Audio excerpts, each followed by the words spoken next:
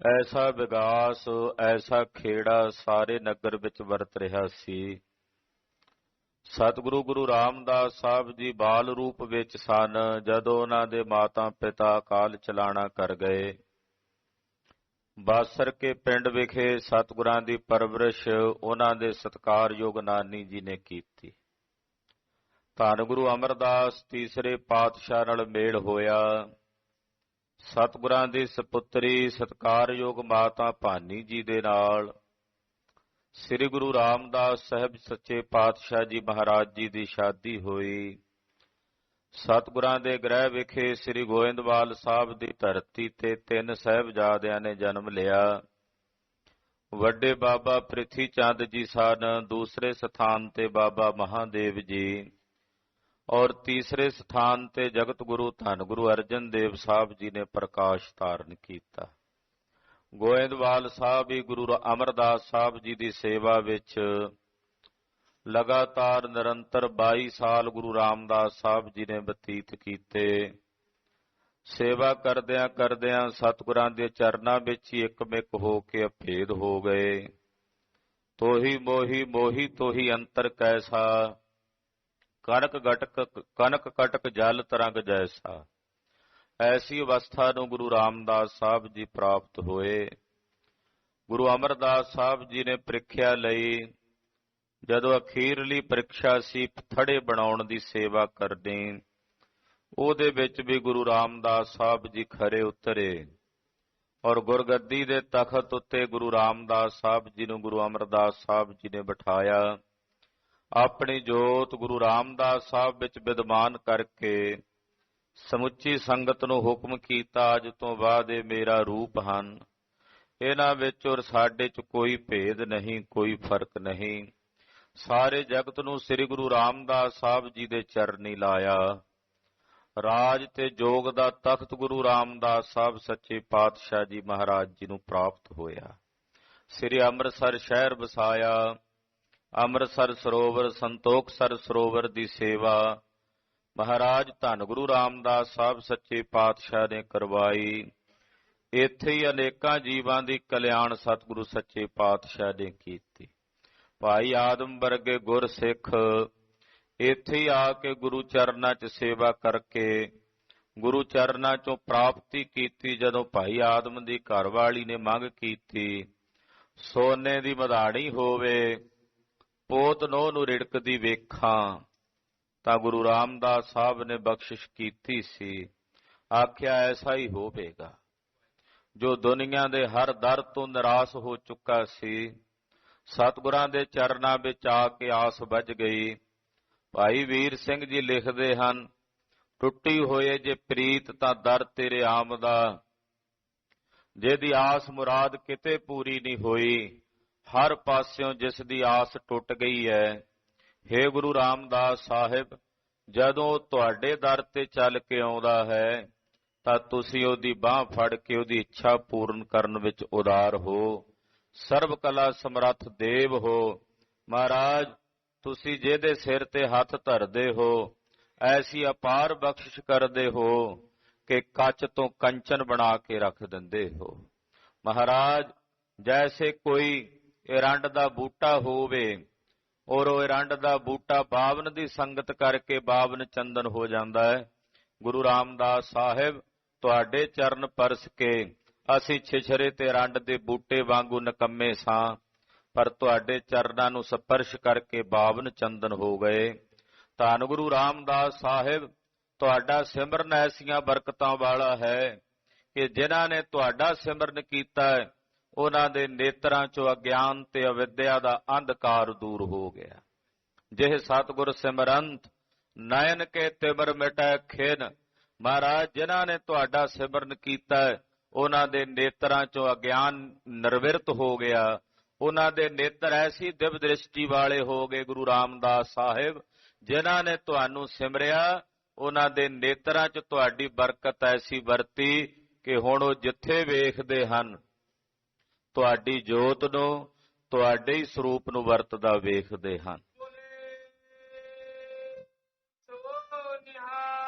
ਸਤਿ ਸ੍ਰੀ ਅਕਾਲ। ਜਿਹ ਸਤਿਗੁਰ ਸਿਮਰੰਥ ਨयन ਕੇ ਤਿਮਰ ਮਿਟੈ ਖਿਨ, ਜਿਹ ਸਤਿਗੁਰ ਸਿਮਰੰਥ ਹਿਰਦੈ ਹਰ ਨਾਮ ਦਿਨੋ ਦਿਨ।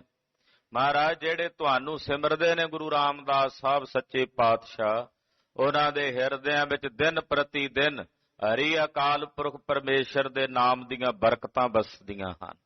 ਜੇ ਸਤਿਗੁਰ ਸਿਮਰੰਥ ਜੀ ਕੀ ਤਪਤ ਮਿਟਾਵੇ, ਜਿਹੜੇ ਗੁਰੂ ਰਾਮਦਾਸ ਸਾਹਿਬ ਤੁਹਾਨੂੰ ਸਿਮਰਦੇ ਹਨ, ਉਹਨਾਂ ਦੇ ਹਿਰਦਿਆਂ ਦੀ ਤਪਸ਼ ਵਿਕਾਰਾਂ ਦੀ ਅੱਗ ਮਿਟ ਕੇ ਸ਼ਾਂਤ ਹੋ ਜਾਂਦੀ ਹੈ। ਉਹਨਾਂ ਦੇ ਹਿਰਦੇ ਸ਼ੀਤਲ ਤੇ ਠੰਡੇ ਠਾਰ ਹੋ ਜਾਂਦੇ ਨੇ। हे ਗੁਰੂ ਰਾਮਦਾਸ ਸਾਹਿਬ ਜਿਹੜੇ ਤੁਹਾਨੂੰ ਸਿਮਰਦੇ ਹਨ।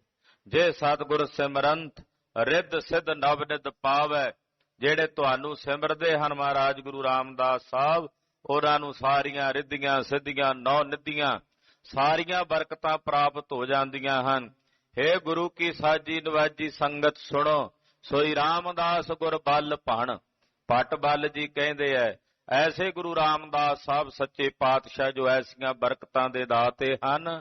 ਮਿਲ ਸੰਗਤ ਧਨ ਧਨ ਕਰੋ, हे ਗੁਰੂ ਕੀ ਸੰਗਤ ਮਿਲ ਕੇ ਇਕੱਤਰ ਹੋ ਕੇ ਸਭ ਆਖੋ, ਗੁਰੂ ਰਾਮਦਾਸ ਸਾਹਿਬ ਜੀ ਤੁਸੀਂ ਧਨ ਹੋ, ਗੁਰੂ ਰਾਮਦਾਸ ਸਾਹਿਬ ਜੀ ਤੁਸੀਂ ਧਨ ਹੋ। ਮਿਲ ਸੰਗਤ ਧਨ ਧਨ ਕਰੋ। ਫਿਰ ਅੱਗੇ ਕਹਿੰਦੇ ਜੇ ਸਤਿਗੁਰ ਲਗ ਪ੍ਰਭ ਪਾਈਐ, ਸੋ ਸਤਿਗੁਰ ਸਿਮਰੋ ਨਰਹੋ।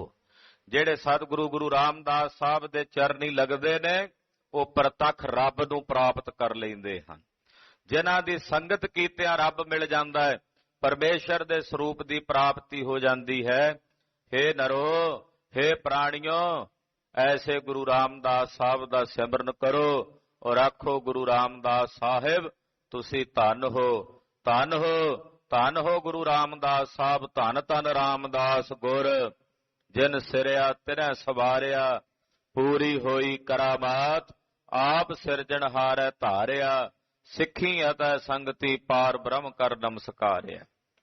ਮਹਾਰਾਜ ਸਾਰੀਆਂ ਸਿੱਖ ਸੰਗਤਾਂ ਨੇ ਤੁਹਾਨੂੰ ਪਾਰ ਬ੍ਰਹਮ ਰੂਪ ਜਾਣ ਕਰਕੇ ਤੁਹਾਨੂੰ ਨਮਸਕਾਰ ਕੀਤੀ ਹੈ। ਗੁਰੂ ਰਾਮਦਾਸ ਸਾਹਿਬ ਦੇ ਪਾਵਨ ਦਰਬਾਰ ਨੂੰ ਸਜਿਆ ਵੇਖ ਕੇ ਮਹਾਰਾਜ ਗੁਰਦੇਵ ਬਚਨ ਉਚਾਰਦੇ, ਡਿਠੇ ਸਭੇ ਥਾਮ ਨਹੀਂ ਤੁਧ ਜੇਹਿਆ, ਬੱਧੋ ਪੁਰਖ ਵਿਧਾਤੈ ਤਾਂ ਤੂੰ ਸੋਹਿਆ। ਵਸਦੀ ਸਗਨ ਅਪਾਰ ਅਨੂਪ ਰਾਮਦਾਸਪੁਰ, ਹਰ ਹਾ ਨਾਨਕ ਕਸਮ ਲਿਜਾਏ, ਨਹਾਇਆ ਰਾਮਦਾਸ ਸਰ। ਗੁਰੂ ਰਾਮਦਾਸ ਸਾਹਿਬ ਤੁਹਾਡੇ ਸਰੋਵਰ 'ਚ ਜਿਨ੍ਹਾਂ ਨੇ ਇਸ਼ਨਾਨ ਕੀਤਾ, ਉਹਨਾਂ ਦੇ ਜ਼ਿੰਦਗੀ ਦੇ ਨਹੀਂ, ਇੱਕ ਜੀਵਨ ਦੇ ਨਹੀਂ, ਕਰੋੜਾਂ ਜਨਮਾਂ ਦੇ ਕੀਤੇ ਹੋਏ ਪਾਪ ਕੱਟੇ ਜਾਂਦੇ ਨੇ, ਹਰੇ ਜਾਂਦੇ ਨੇ। हे ਗੁਰੂ ਰਾਮਦਾਸ ਸਾਹਿਬ ਤੁਸੀਂ ਧਨ ਹੋ, ਧਨ ਹੋ, ਧਨ ਹੋ। ਐਸੇ ਸਾਹਿਬ ਸੱਚੇ ਪਾਤਸ਼ਾਹ ਦਾ ਪਾਵਨ ਪਵਿੱਤਰ ਪ੍ਰਕਾਸ਼ ਗੁਰਪੁਰਬ ਦਿਹਾੜਾ ਹੈ। ਸਮੁੱਚੀਆਂ ਗੁਰੂ ਕੀਆਂ ਸਾਜੀਆਂ ਨਵਾਜੀਆਂ ਸੰਗਤਾਂ ਨੂੰ ਮਹਾਰਾਜ ਜੀ ਦੇ ਪਾਵਨ ਪੁਰਬ ਦੀਆਂ ਲੱਖ ਲੱਖ ਵਧਾਈਆਂ ਹੋਣ। ਸਤਿ ਸ੍ਰੀ ਅਕਾਲ। ਸਤਿਗੁਰੂ ਗੁਰੂ ਰਾਮਦਾਸ ਸਾਹਿਬ ਜਿਨ੍ਹਾਂ ਦੀ ਬਾਣੀ 30 ਰਾਗਾਂ ਵਿੱਚ ਗੁਰੂ ਗ੍ਰੰਥ ਸਾਹਿਬ ਵਿੱਚ ਦਰਜ ਹੈ, ਬਾਣੀ ਦੀ ਉਪਮਾ ਕਰਦਿਆਂ ਪਾਤਸ਼ਾਹ ਫਰਮਾਨ ਕਰਦੇ, ਬਾਣੀ ਗੁਰੂ, ਗੁਰੂ ਹੈ ਬਾਣੀ, ਵਿੱਚ ਬਾਣੀ ਅੰਮ੍ਰਿਤ ਸਾਰੇ, ਗੁਰਬਾਣੀ ਕਹੈ ਸੇਵਕ ਜਨ ਮਾਨੈ, ਪ੍ਰਤੱਖ ਗੁਰੂ ਨਿਸਤਾਰੇ। ਬਾਣੀ ਦੀ ਮਹਿਮਾ ਕਰਦਿਆਂ ਕਹਿੰਦੇ, ਸਤਿਗੁਰ ਬਾਣੀ ਪੁਰਖ ਪੁਰਖੋਤਮ, ਬਾਣੀ ਸਿਉ ਚਿਤ ਲਾਵੈ ਗੋ, ਗੁਰਬਾਣੀ ਸੁਨਤ ਮੇਰਾ ਮਨ ਦਰਵਿਆ, ਮਨ ਭੀਨਾ ਨਿਜ ਘਰ ਆਵੈ ਗੋ। ਗੁਰੂ ਰਾਮਦਾਸ ਸਾਹਿਬ ਜੀ ਦੀ ਇਹ ਪਾਵਨ ਬਾਣੀ ਸਾਡੇ ਹਿਰਦਿਆਂ ਵਿੱਚ ਵਸ ਜਾਵੇ। ਇਹ ਮਨ ਐਸਾ ਦਰਵੀਭੂਤ ਹੋ ਕੇ ਆਪਣੇ ਨਿਜ ਘਰ ਨੂੰ ਉਲਟ ਕੇ ਚਲਾ ਜਾਏ। ਬਾਹਰ ਮੁਖੀ ਹੋ ਕੇ ਬੜੇ ਜਨਮ ਹੋ ਗਏ ਨੇ ਨੂੰ ਭਟਕਦਿਆਂ, ਅਨੇਕਾਂ ਜੂਨੀਆਂ ਵਿੱਚ ਭਰਮਦਿਆਂ, ਹੁਣ ਇਹ ਨਿਜ ਘਰ ਨੂੰ ਮੁੜ ਆਵੇ, ਆਪਣੇ ਨਿਜ ਘਰ ਵਿੱਚ ਆ ਕੇ ਸਮਾ ਜਾਵੇ। ਮੋਹਨ ਘਰ ਆਵੋ ਕਰੋ ਜੋ ਦਰਿਆ, ਇਹ ਹੁਣ ਵਾਪਸ ਪਰਤਾਵੇ। ਸਤਿਗੁਰੂ ਗੁਰੂ ਰਾਮਦਾਸ ਸਾਹਿਬ ਜੀ ਦੀ ਇਹ ਪਾਵਨ ਬਾਣੀ ਸਾਡੇ ਹਿਰਦਿਆਂ ਵਿੱਚ ਵਸੇ। ਸਤਿਗੁਰੂ ਜੀ ਦੀ ਪਾਵਨ ਕਥਾ ਆਪ ਜੀ ਸਰਵਣ ਕਰ ਰਹੇ ਹੋ। ਧੰਨ ਗੁਰੂ ਅਮਰਦਾਸ ਤੀਸਰੇ ਪਾਤਸ਼ਾਹ ਮਹਾਰਾਜ ਜੀ ਦੀ ਕਥਾ ਕਥਾ ਹੈ ਗੁਰੂ ਅਮਰਦਾਸ ਸਾਹਿਬ ਜੀ ਦੀ। ਐਸੇ ਦਿਆਲੂ ਸਤਿਗੁਰੂ ਤੀਰਥ ਉਧਾਰਨ ਵਾਸਤੇ ਗਏ ਹਨ, ਤੀਰਥ ਯਾਤਰਾ ਤੇ ਗਏ ਨੇ। ਗੁਰੂ ਰਾਮਦਾਸ ਸਾਹਿਬ ਕਹਿੰਦੇ ਕਿਉਂ ਗਏ ਨੇ ਗੁਰੂ ਅਮਰਦਾਸ ਜੀ ਤੀਰਥਾਂ ਤੇ? ਕਹਿੰਦੇ ਤੀਰਥ ਤੇ ਇਸ ਕਰਕੇ ਗਏ ਨੇ ਕਿ ਜੀਵਾਂ ਦਾ ਉਧਾਰ ਕਰਨਾ ਹੈ। ਤੀਰਥਾਂ ਤੇ ਜਾ ਕੇ ਜੀਵਾਂ ਦੀ ਕਲਿਆਣ ਕਰਨੀ ਹੈ। ਸਭ ਲੋਕ ਉਦਾਹਰਣ ਅਰਥਾ, ਜੀਵਾਂ ਦੇ ਉਦਾਹਰਨੇ ਨਮਿਤ ਸਤਿਗੁਰੂ ਸੱਚੇ ਤੀਰਥ ਉਦਮ ਸਤਿਗੁਰ ਕੀਆ, ਸਭ ਲੋਕ ਉਦਾਹਰਣ ਅਰਥਾ। ਜੀਵਾਂ ਦੇ ਉਦਾਹਰਨੇ ਨਮਿਤ ਸਤਿਗੁਰੂ ਸੱਚੇ ਪਾਤਸ਼ਾਹ ਜੀ ਨੇ ਤੀਰਥਾਂ ਦਾ ਉਦਮ ਕੀਤਾ ਹੈ। ਜਦੋਂ ਕੁਰੂਕਸ਼ੇਤਰ ਆਏ ਹਨ, ਇੱਥੇ ਕੁਝ ਪੰਡਤ ਆਏ ਮਹਾਰਾਜ ਜੀ ਦੇ ਚਰਨਾਂ 'ਚ, ਕਹਿਣ ਲੱਗੇ ਜੀ ਤੁਸੀਂ ਆਪਣੀ ਬਾਣੀ ਰਚ ਲਈ। ਗੁਰੂ ਨਾਨਕ ਸਾਹਿਬ ਨੇ ਬਾਣੀ ਤਾਂ ਵੇਦਾਂ ਦੀ ਪਹਿਲਾਂ ਹੀ ਮੌਜੂਦ ਸੀ, ਵੇਦ ਸ਼ਾਸਤਰ ਪਹਿਲਾਂ ਹੀ ਲਿਖੇ ਹੋਏ ਨੇ, ਤੁਹਾਨੂੰ ਵੱਖਰੀ ਬਾਣੀ ਲਿਖਣ ਦੀ ਕੀ ਲੋੜ ਸੀ। ਮਹਾਰਾਜ ਜੀ ਕਹਿੰਦੇ ਤੁਸੀਂ ਤਾਂ ਉਹ ਗੱਲ ਕੀਤੀ ਵੀ ਪਾਣੀ ਤਾਂ ਧਰਤੀ ਵਿੱਚ ਪਹਿਲਾਂ ਹੀ ਹੈ ਥੱਲੇ, ਉੱਤੋਂ ਮੀਂਹ ਪਾਣ ਦੀ ਕੀ ਲੋੜ ਹੈ। ਇਹੀ ਸਵਾਲ ਹੋ ਗਿਆ ਨਾ ਫਿਰ, ਜੇ ਧਰਤੀ ਥੱਲੇ ਪਾਣੀ ਹੋਵੇ ਕਿ ਉੱਤੋਂ ਮੀਂਹ ਦੀ ਲੋੜ ਨਹੀਂ ਹੁੰਦੀ। ਸਤਿਗੁਰਾਂ ਨੇ ਸ਼ਬਦ ਉਚਾਰਨ ਕੀਤਾ ਗੌੜੀ ਬੈਰਾਗਣ ਵਿੱਚ, जैसे धरती ऊपर बेगला बरसत है, क्या धरती मध्य पानी नाही, जैसे धरती मध्य पानी प्रगासिया, बिन पग्गा बरसत फिराही। ਇਹ ਪਾਤਸ਼ਾਹ ਨੇ ਸ਼ਬਦ ਉਚਾਰਨ ਕਰਕੇ ਤਿਨਾਂ ਨੂੰ ਉਪਦੇਸ਼ ਦਿੱਤਾ ਹੈ। ਕੀ ਲੋੜ ਪਈ ਗੁਰਬਾਣੀ ਰਚਨ ਦੀ, ਉਚਾਰਨ ਕਰਨ ਦੀ। ਉਹ ਪਾਵਨ ਬਚਨ ਗੁਰੂ ਅਮਰਦਾਸ ਸਾਹਿਬ ਜੀ ਉਚਾਰਨ ਕਰ ਰਹੇ ਨੇ। ਮਨ ਬਿਰਤੀਆਂ ਇਕਾਗਰ ਕਰਕੇ ਸਤਿਗੁਰੂ ਜੀ ਦੀ ਕਲਿਆਣਕਾਰੀ ਕਥਾ, ਇਹ ਅੰਮ੍ਰਿਤਮਈ ਕਥਾ, ਅਕਥ ਕਥਾ ਸਰਵਣ ਕਰੀਏ। ਹਾਜ਼ਰੀਆਂ ਲਵਾਉਂਦੇ ਆਖੋ ਜੀ ਸਤਨਾਮ ਸ੍ਰੀ ਵਾਹਿਗੁਰੂ ਸਾਹਿਬ ਜੀ। ਸਤਨਾਮ ਸ੍ਰੀ ਵਾਹਿਗੁਰੂ ਸਾਹਿਬ ਜੀ। ਚੌਪਈ ਵੇਦ ਪੁਰਾਨਨ ਕੋ ਉਪਦੇਸ਼। ਮਹਾਰਾਜ ਜੀ ਕਹਿੰਦੇ ਭਾਈ ਜਿਹੜਾ ਵੇਦਾਂ ਦਾ, ਪੁਰਾਣਾਂ ਦਾ, ਸ਼ਾਸਤਰਾਂ ਦਾ, ਸਿਮਰਤੀਆਂ ਦਾ ਉਪਦੇਸ਼ ਹੈ, ਕਿਸਹੂ ਕੋ ਪ੍ਰਾਪਤ ਕਿਸ ਦੇਸ਼। ਉਹ ਕਿਸੇ ਕਿਸੇ ਨੂੰ ਕਿਤੇ ਕਿਤੇ ਪ੍ਰਾਪਤ ਹੁੰਦਾ, ਸਾਰਿਆਂ ਨੂੰ ਨਹੀਂ ਮਿਲਦਾ। ਕਿਉਂਕਿ ਵੇਦ ਸ਼ਾਸਤਰ ਤਾਂ ਇਕੱਲੇ ਬ੍ਰਾਹਮਣ ਉਚਾਰਦੇ ਤੇ ਖੱਤਰੀ ਸੁਣਦੇ ਤੇ ਪੜ੍ਹਦੇ। ਵੈਸ਼ਾਂ ਨੂੰ ਕੱਲਾ ਸੁਣਨ ਦਾ ਹੱਕ ਸ਼ੂਦਰਾਂ ਨੂੰ ਉਹ ਵੀ ਕੋਈ ਨਹੀਂ ਸੀ। ਮਹਾਰਾਜ ਕਹਿੰਦੇ ਫਿਰ ਵੇਦ ਸ਼ਾਸਤਰ ਜਿਹੜੇ ਸੰਸਕ੍ਰਿਤ ਭਾਸ਼ਾ 'ਚ ਲਿਖੇ, ਬੜੀ ਡੂੰਘੀ ਭਾਸ਼ਾ, ਔਖੀ ਭਾਸ਼ਾ ਹੈ, ਕਠਿਨ ਭਾਸ਼ਾ ਹੈ, ਉਹਦੇ ਵਿੱਚ ਕਿਤੇ ਕਿਤੇ ਕੋਈ ਟਾਵਾਂ ਟਾਵਾਂ ਉਸ ਉਪਦੇਸ਼ ਨੂੰ ਸੁਣਦਾ ਹੈ। ਪ੍ਰਤਮੇ ਨੀਕੀ ਹੋਵੇ ਜਾਤ। ਉਹ ਕਿਉਂ ਭਲਾ ਵਿਰਲੇ ਕਿਉਂ ਸੁਣਦੇ ਨੇ? ਕਿਉਂਕਿ ਸ਼ਾਸਤਰ ਤੇ ਵੇਦ ਪੜ੍ਹਨ ਦਾ ਉਪਦੇਸ਼ ਕੇਵਲ ਜਿਨ੍ਹਾਂ ਦੀ ਚੰਗੀ ਉੱਤਮ ਜਾਤੀ ਹੋਵੇ, ਖੱਤਰੀ ਹੋਣ, ਛਤਰੀ ਹੋਣ, ਉਹੀ ਪੜ੍ਹ ਸਕਦੇ ਸੀ। ਵੈਸ਼ਾਂ ਨੂੰ ਪੜ੍ਹਨ ਦਾ ਹੱਕ ਨਹੀਂ ਸੀ। ਸ਼ੂਦਰ ਤਾਂ ਸੁਣ ਵੀ ਨਹੀਂ ਸੀ ਸਕਦੇ, ਵੈਸ਼ ਕਿਤੇ ਮਾੜਾ ਮੋਟਾ ਸੁਣ ਜ਼ਰੂਰ ਸਕਦੇ ਸਨ। ਮਹਾਰਾਜ ਜੀ ਕਹਿੰਦੇ ਪਹਿਲਾਂ ਤਾਂ ਨੀਕੀ ਚੰਗੀ ਜਾਤ ਹੋਵੇ, ਬਰਾਦਰੀ ਹੋਵੇ। ਪੁਨ ਤਿਸ ਤੇ ਚੈ ਮਤ ਅਵਿਦਾਤ। ਫਿਰ ਵੇਦ ਪੜਨ ਵਾਸਤੇ ਬੜੀ ਡੂੰਘੀ ਮਤ ਚਾਹੀਦੀ, ਚੰਗਾ ਦਿਮਾਗ ਚਾਹੀਦਾ। ਕਿਉਂਕਿ ਜਦੋਂ ਸ਼ਾਸਤਰ ਪੜ੍ਹਦੇ ਹੋਣ, ਵੇਦ ਪੜ੍ਹਦੇ ਹੋਣ, ਸੰਸਕ੍ਰਿਤ ਪੜ੍ਹਨੀ ਹੋਵੇ, ਉਹਦੇ ਤੋਂ ਪਹਿਲਾਂ ਲਘੂ ਪੜ੍ਹਨਾ ਪੈਂਦਾ। ਉਹਨੂੰ ਲਘੂ ਸਿਧਾਂਤ ਕੌਮ ਦੀ ਕਹਿੰਦੇ ਐ। ਲਘੂ ਪੜ੍ਹਨ ਵਾਸਤੇ ਜਿਹੜੇ ਸੂਤਰ ਨੇ ਉਹ ਯਾਦ ਕਰਨੇ ਪੈਂਦੇ, ਵਿਭਕਤੀਆਂ ਯਾਦ ਕਰਨੀਆਂ ਪੈਂਦੀਆਂ। ਰੱਟੇ ਮਾਰ ਕੇ ਕਈ ਵਿਭਕਤੀਆਂ ਯਾਦ ਕਰਨ ਤੋਂ ਬਾਅਦ ਫਿਰ ਜਾ ਕੇ ਸੰਸਕ੍ਰਿਤ ਆਉਂਦੀ। ਫਿਰ ਸੰਸਕ੍ਰਿਤ ਵਿੱਚ ਵਿਆਕਰਨ ਨੂੰ ਜਾਣ ਕੇ, ਕਲਪ ਨੂੰ ਜਾਣ ਕੇ, ਨਿਰੁਕਤ ਨੂੰ ਜਾਣ ਕੇ, ਵੈਦਿਕ ਨੂੰ ਜਾਣ ਕੇ ਫਿਰ ਜਾ ਕੇ ਕਿਤੇ ਵੇਦ ਪੜ੍ਹੇ ਜਾਂਦੇ। ਇਹੋ ਜੀ ਵਿਦਿਆ ਪੜ੍ਹਨ ਲਈ ਕੋਈ ਵਿਰਲਾ ਹੀ ਪੜ੍ਹਦਾ ਸੀ। ਮਹਾਰਾਜ ਜੀ ਕਹਿੰਦੇ ਇਸ ਕਰਕੇ ਕਿਸੇ ਕਿਸੇ ਲਈ ਟਾਵੇਂ ਟਾਵੇਂ ਲਈ ਸਾਨੇ ਵੇਦ ਸ਼ਾਸਤਰ। ਬੌਰ ਅਭਿਆਸ ਕਮਾਵੇ ਕਨੋ। ਫਿਰ ਜਿਹੜਾ ਪੜ੍ਹਦਾ ਉਹਨੂੰ ਪੜ੍ਹ ਕੇ ਉਹਦਾ ਚੰਗਾ ਅਭਿਆਸ ਕਰਨਾ ਪੈਂਦਾ। ਕਈ ਸੂਤਰ ਉਹਨਾਂ ਨੂੰ ਚੇਤੇ ਕਰਨੇ ਪੈਂਦੇ, ਯਾਦ ਕਰਕੇ ਕਮਾਉਂਦੇ। ਦੁਰ ਦੁਰ ਬੈਠਤ ਕਬਹੂ ਪਨੋ। ਔਰ ਲੁਕ ਕੇ ਬਹਿ ਕੇ ਕਿਤੇ ਕਿਤੇ ਭਣਦੇ, ਉਚਾਰਨ ਕਰਦੇ ਕਿ ਸਾਡੇ ਵੱਲੋਂ ਉਚਾਰਨ ਕੀਤੇ ਗਏ ਜਿਹੜੇ ਵੇਦਾਂ ਦੇ ਸ਼ਲੋਕ ਨੇ, ਇਹ ਕੋਈ ਵੈਸ਼ ਤੋਂ ਸ਼ੂਦਰ ਨਾ ਸੁਣ ਲਵੇ। ਲੁਕ ਕੇ ਪੜ੍ਹਦੇ, ਛਿਪ ਕੇ ਪੜ੍ਹਦੇ, ਪ੍ਰਗਟ ਨਹੀਂ ਸਨ ਕਰ ਸਕਦੇ। ਉਹਨੇ ਪ੍ਰੇਮ ਪਰ ਲੋਕ ਕਰੈ ਜੋ। ਫਿਰ ਜਿਹੜੇ ਪਰਲੋਕ ਦੀ ਇੱਛਾ ਕਰਦੇ ਵੇ ਸਾਨੂੰ ਪਰਲੋਕ ਦੇ ਸੁੱਖ ਪ੍ਰਾਪਤ ਹੋਣ, ਅਸੀਂ ਪਰਲੋਕ ਵਿੱਚ ਸੁਖੀ ਹੋ ਜਾਈਏ। ਕੋਟ ਮਦੇ ਨਰ ਕੋ ਨਿਤਰੈ ਜੋ। ਕਹਿੰਦੇ ਕਰੋੜਾਂ ਵਿੱਚੋਂ ਕੋਈ ਇੱਕ ਅੱਧਾ ਹੁੰਦਾ ਜਿਹੜਾ ਪਰਲੋਕ ਦੇ ਸੁੱਖ ਦੀ ਕਾਂਖਾ ਰੱਖ ਕੇ ਵੇਦ ਆਦਿਕ ਦਾ ਪਠਨ ਪਾਠਨ ਅਭਿਆਸ ਕਰਕੇ ਮੁਕਤ ਹੁੰਦਾ। ਜਥਾ ਕੂਪ ਕੋ ਨੀਰ ਪਛਾਨ। ਇਹ ਵੇਦ ਸ਼ਾਸਤਰ ਇਉਂ ਨੇ ਜਿਵੇਂ ਖੂਹ ਦਾ ਪਾਣੀ ਹੋਵਣ।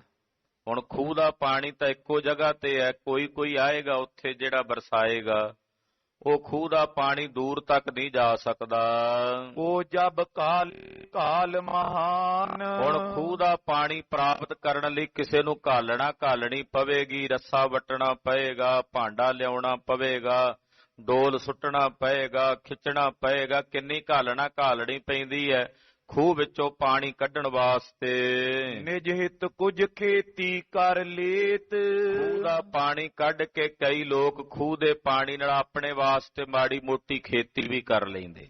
ਆਪਣੀ ਫਸਲ ਖੂਹ ਚੋਂ ਪਾਣੀ ਗੇੜ ਕੇ ਫਸਲ ਪਾਣੀ ਲਾ ਲੈਂਦੇ ਸਨ। ਜੇ ਨਿਤ ਪਾਲਨ ਸੋ ਕਰ ਹੇਤ। ਉਹ ਵੀ ਰੋਜ਼ ਪਾਲਣਾ ਕਰਨੀ ਪੈਂਦੀ ਖੇਤੀ ਦੀ, ਰੋਜ਼ ਮਿਹਨਤ ਕਰਨੀ ਪੈਂਦੀ, ਰੋਜ਼ ਖੂਹ ਗੇੜਨਾ ਪੈਂਦਾ। ਸ਼੍ਰੀ ਸਤਿਗੁਰ ਕੋ ਸ਼ਬਦ ਸੁਖਾਰੋ। ਹੁਣ ਜਿਹੜੀ ਗੁਰੂ ਕੀ ਬਾਣੀ ਹੈ ਇਹ ਮੌਲੇ ਧਾਰ ਮੀਂਹ ਹੈ, ਇਹ ਵਰਖਾ ਦਾ ਪਾਣੀ ਹੈ, ਸੁਖੈਨ ਹੀ ਸਰਬ ਥਾਵਾਂ ਤੇ ਪ੍ਰਾਪਤ ਹੋ ਜਾਂਦਾ ਹੈ। ਇਸੇ ਤਰ੍ਹਾਂ ਜਿਹੜੇ ਸਤਿਗੁਰਾਂ ਦੀ ਬਾਣੀ ਦੇ ਸ਼ਬਦ ਹਨ, ਸਰਬ ਜਾਤ ਕੋ ਹੈ ਅਧਿਕਾਰੋ। ਇਹਨੂੰ ਕੋਈ ਵੀ ਪੜ੍ਹ ਸਕਦਾ, ਇਹਦੇ ਲਈ ਕੋਈ ਕੰਡੀਸ਼ਨ ਨਹੀਂ ਹੈ, ਸ਼ਰਤ ਨਹੀਂ ਹੈ ਕਿ ਖੱਤਰੀ ਪੜ੍ਹ ਸਕਦਾ ਹੈ, ਬ੍ਰਾਹਮਣ ਪੜ੍ਹ ਸਕਦਾ ਹੈ, ਜਾਂ ਸ਼ੂਦਰ ਪੜ੍ਹ ਸਕਦਾ ਹੈ, ਜਾਂ ਵੈਸ਼ ਪੜ੍ਹ ਸਕਦਾ ਹੈ। ਸਤਿਗੁਰਾਂ ਦੀ ਪਾਵਨ ਬਾਣੀ ਦਾ ਸ਼ਬਦ ਕੋਈ ਵੀ ਮਾਈ ਭਾਈ ਪੜ੍ਹ ਸਕਦਾ ਤੇ ਸੁਣ ਸਕਦਾ। ਖੱਤਰੀ ਬ੍ਰਾਹਮਣ ਸ਼ੂਦ ਵੈਸ ਉਪਦੇਸ਼ ਚਹੁ ਵਰਨਾ ਕੋ ਸਾਂਝਾ।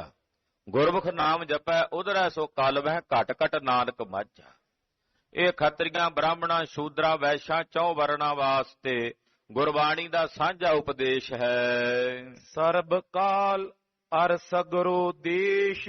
ਸਰਬ ਕਾਲ ਜਦੋਂ ਵੀ ਕਿਸੇ ਵੇਲੇ ਸਾਰੇ ਦੇਸ਼ਾਂ ਵਿੱਚ ਲਘੂ ਵਿਸਾਲ ਸਭ ਹਤੈ ਕਲੇਸ਼। ਕੋਈ ਛੋਟਾ ਹੋਵੇ ਕੋਈ ਵੱਡਾ ਹੋਵੇ ਸਭ ਦੇ ਕਲੇਸ਼ ਹਰਨ ਵਾਲੀ ਹੈ ਗੁਰਬਾਣੀ। ਸਰਬ ਕਾਲ ਹਰ ਵੇਲੇ ਹਰ ਸਮੇਂ ਕਿਸੇ ਦੇਸ਼ ਵਿੱਚ ਕਿਸੇ ਖਿੱਤੇ 'ਚ ਕਿਸੇ ਕੋਨੇ 'ਚ ਕਿਸੇ ਜਗ੍ਹਾ ਤੇ ਵੀ ਬਹਿ ਕੇ ਇਸ ਪਵਿੱਤਰ ਪਾਵਨ ਬਾਣੀ ਨੂੰ ਕੋਈ ਪੜ੍ਹੇਗਾ ਸੁਣੇਗਾ, ਇਹ ਪਾਵਨ ਬਾਣੀ ਉਹਨਾਂ ਦੇ ਕਲੇਸ਼ ਹਰਨ ਵਾਲੀ ਹੈ। ਪਰਮੇਸ਼ਰ ਦਿੱਤਾ ਬੰਨਾ ਦੁੱਖ ਰੋਗ ਕਾ ਡੇਰਾ ਭੰਨਾ। ਇਹ ਆਸਰਾ ਦਿੱਤਾ ਪਰਮੇਸ਼ਰ ਦੀ ਬਾਣੀ ਦਾ ਸਤਿਗੁਰਾਂ ਨੇ ਸਾਨੂੰ, ਜਿਹੜੇ ਦੁੱਖਾਂ ਤੇ ਰੋਗਾਂ ਦੇ ਡੇਰੇ ਨੂੰ ਭੰਨਣ ਦੀ ਸਮਰੱਥਾ ਰੱਖਣ ਵਾਲੀ ਹੈ। ਇਸ ਕਰਕੇ ਭਾਈ ਕਿਤੇ ਵੀ ਕਿਸੇ ਖਿੱਤੇ ਵਿੱਚ ਕਿਸੇ ਦੇਸ਼ ਵਿੱਚ ਕੋਈ ਇਸ ਬਾਣੀ ਨੂੰ ਕੋਈ ਛੋਟਾ ਪੜ੍ਹੇ ਵੱਡਾ ਪੜ੍ਹੇ, ਅਮੀਰ ਪੜ੍ਹੇ ਗਰੀਬ ਪੜ੍ਹੇ, ਰਾਜਾ ਪੜ੍ਹੇ ਰੰਕ ਪੜ੍ਹੇ, ਕਹਿੰਦੇ ਉਹਦੇ ਕਲੇਸ਼ ਪਾਵਨ ਬਾਣੀ ਹਰ ਲੈਣ ਵਾਲੀ ਹੈ। ਧਨੀ ਨਿਰਧਨੀ ਸਭ ਲੈ ਪਾਏ। ਕੋਈ ਧਨੀ ਹੋਵੇ ਕੋਈ ਨਿਰਧਨ ਹੋਵੇ ਬਾਣੀ ਸਭ ਨੂੰ ਪ੍ਰਾਪਤ ਹੈ। ਹੁਣ ਵੇਦ ਤਾਂ ਕੱਲੇ ਬ੍ਰਾਹਮਣ ਹੀ ਪੜ੍ਹਦੇ ਜਾਂ ਖੱਤਰੀ ਪੜ੍ਹਦੇ, ਜਾਂ ਫਿਰ ਜਿਨ੍ਹਾਂ ਦੀ ਬਹੁਤ ਤੀਖਣ ਬੁੱਧੀ ਹੁੰਦੀ ਉਹ ਜਾ ਕੇ ਪੜ੍ਹਦੇ ਬ੍ਰਾਹਮਣਾ ਖੱਤਰੀਆਂ ਚੋਂ। ਉਹ ਬ੍ਰਾਹਮਣ ਖੱਤਰੀ ਵੀ ਸਾਰੇ ਨਹੀਂ ਸਨ ਪੜ੍ਹ ਸਕਦੇ, ਪਰ ਇਹ ਪਾਵਨ ਬਾਣੀ ਕੋਈ ਵੀ ਪੜ੍ਹ ਸਕਦਾ, ਕੋਈ ਵੀ ਸੁਣ ਸਕਦਾ, ਕੋਈ ਧਨੀ ਹੋਵੇ ਚਾਹੇ ਕੋਈ ਨਿਰਧਨ ਹੋਵੇ। ਉਠਤ ਬੈਠਤ ਹਰ ਗੁਣ ਗਾਏ। ਇਹ ਪਾਵਨ ਬਾਣੀ ਦਾ ਜਾਪ ਕੋਈ ਉੱਠਦਿਆਂ ਜਪੇ ਕੋਈ ਬੈਠਿਆਂ ਜਪੇ, ਉੱਠਦਿਆਂ ਬਹਿੰਦਿਆਂ ਜਿਹੜਾ ਵੀ ਹਰੀ ਅਕਾਲ ਪੁਰਖ ਪਰਮੇਸ਼ਰ ਦੇ ਗੁਣ ਗਾਉਂਦਾ ਬਿਨਾ ਸੋਚ ਕਹਿ ਕਰੇ ਇਸ਼ਨਾਨਾ।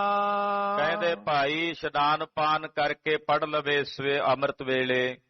ਦਿਨ ਸਮੇਂ ਕਿ ਇਸ਼ਨਾਨ ਹੁਣ ਬਾਰ-ਬਾਰ ਤਾਂ ਨਹੀਂ ਹੁੰਦਾ, ਵੇਦ ਮੰਤਰ ਆਦਿਕ ਪੜਨ ਲਈ ਬਾਰ-ਬਾਰ ਨਹਾਉਂਦੇ, ਬਾਰ-ਬਾਰ ਇਸ਼ਨਾਨ ਕਰਦੇ।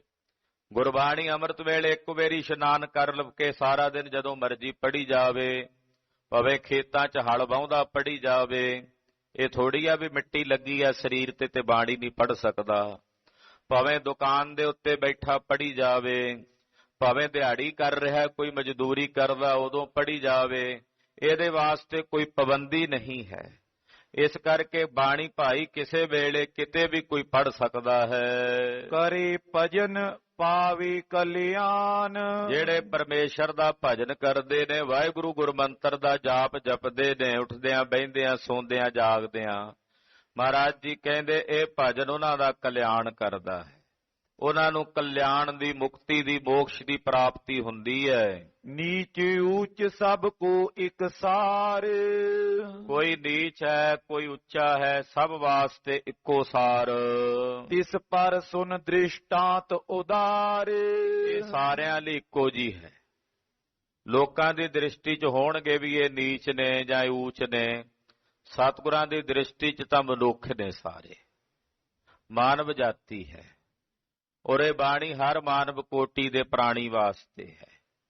ਮਾਨਵ ਕੋਟੀ ਨਾਲ ਕੋਈ ਵੀ ਸੰਬੰਧ ਰੱਖਦਾ ਹੋਵੇ, ਉਹ ਮੁਸਲਮਾਨ ਹੋਵੇ, ਹਿੰਦੂ ਹੋਵੇ, ਯਹੂਦੀ ਹੋਵੇ, ਪਾਰਸੀ ਹੋਵੇ, ਜੈਨੀ ਹੋਵੇ, ਬੋਧੀ ਹੋਵੇ, ਸਰਿਆਸੀ ਹੋਵੇ, ਵਿਰਾਗੀ ਹੋਵੇ, ਸਰੇਵੜਾ ਹੋਵੇ, ਜੰਗਮ ਹੋਵੇ, ਸਭ ਮਹਾਰਾਜ ਜੀ ਦੀ ਬਾਣੀ ਨੂੰ ਪੜ੍ਹ ਸਕਦੇ ਨੇ, ਸਤਿਗੁਰਾਂ ਦੀ ਬਾਣੀ ਨੂੰ ਸੁਣ ਸਕਦੇ ਨੇ। ਇਸ ਕਰਕੇ ਪਾਤਸ਼ਾਹ ਕਹਿੰਦੇ ਇਹਦੇ ਵਾਸਤੇ ਤੁਹਾਨੂੰ ਇੱਕ ਦ੍ਰਿਸ਼ਟਾਂਤ ਦਿੰਦੇ ਹਾਂ। ਵੇਦ ਪੁਰਾਣ ਕੂਪ ਜਲ ਜੈਸੇ। ਕਹਿੰਦੇ ਵੇਦ ਤੇ ਜਿਹੜੇ ਪੁਰਾਣ ਨੇ ਉਹ ਖੂਹ ਦੇ ਜਲ ਵਾਂਗੂ ਹਨ। ਬਰੋਸਾਏ ਕੋ ਇੱਕ ਕਿਤ ਕੈਸੇ।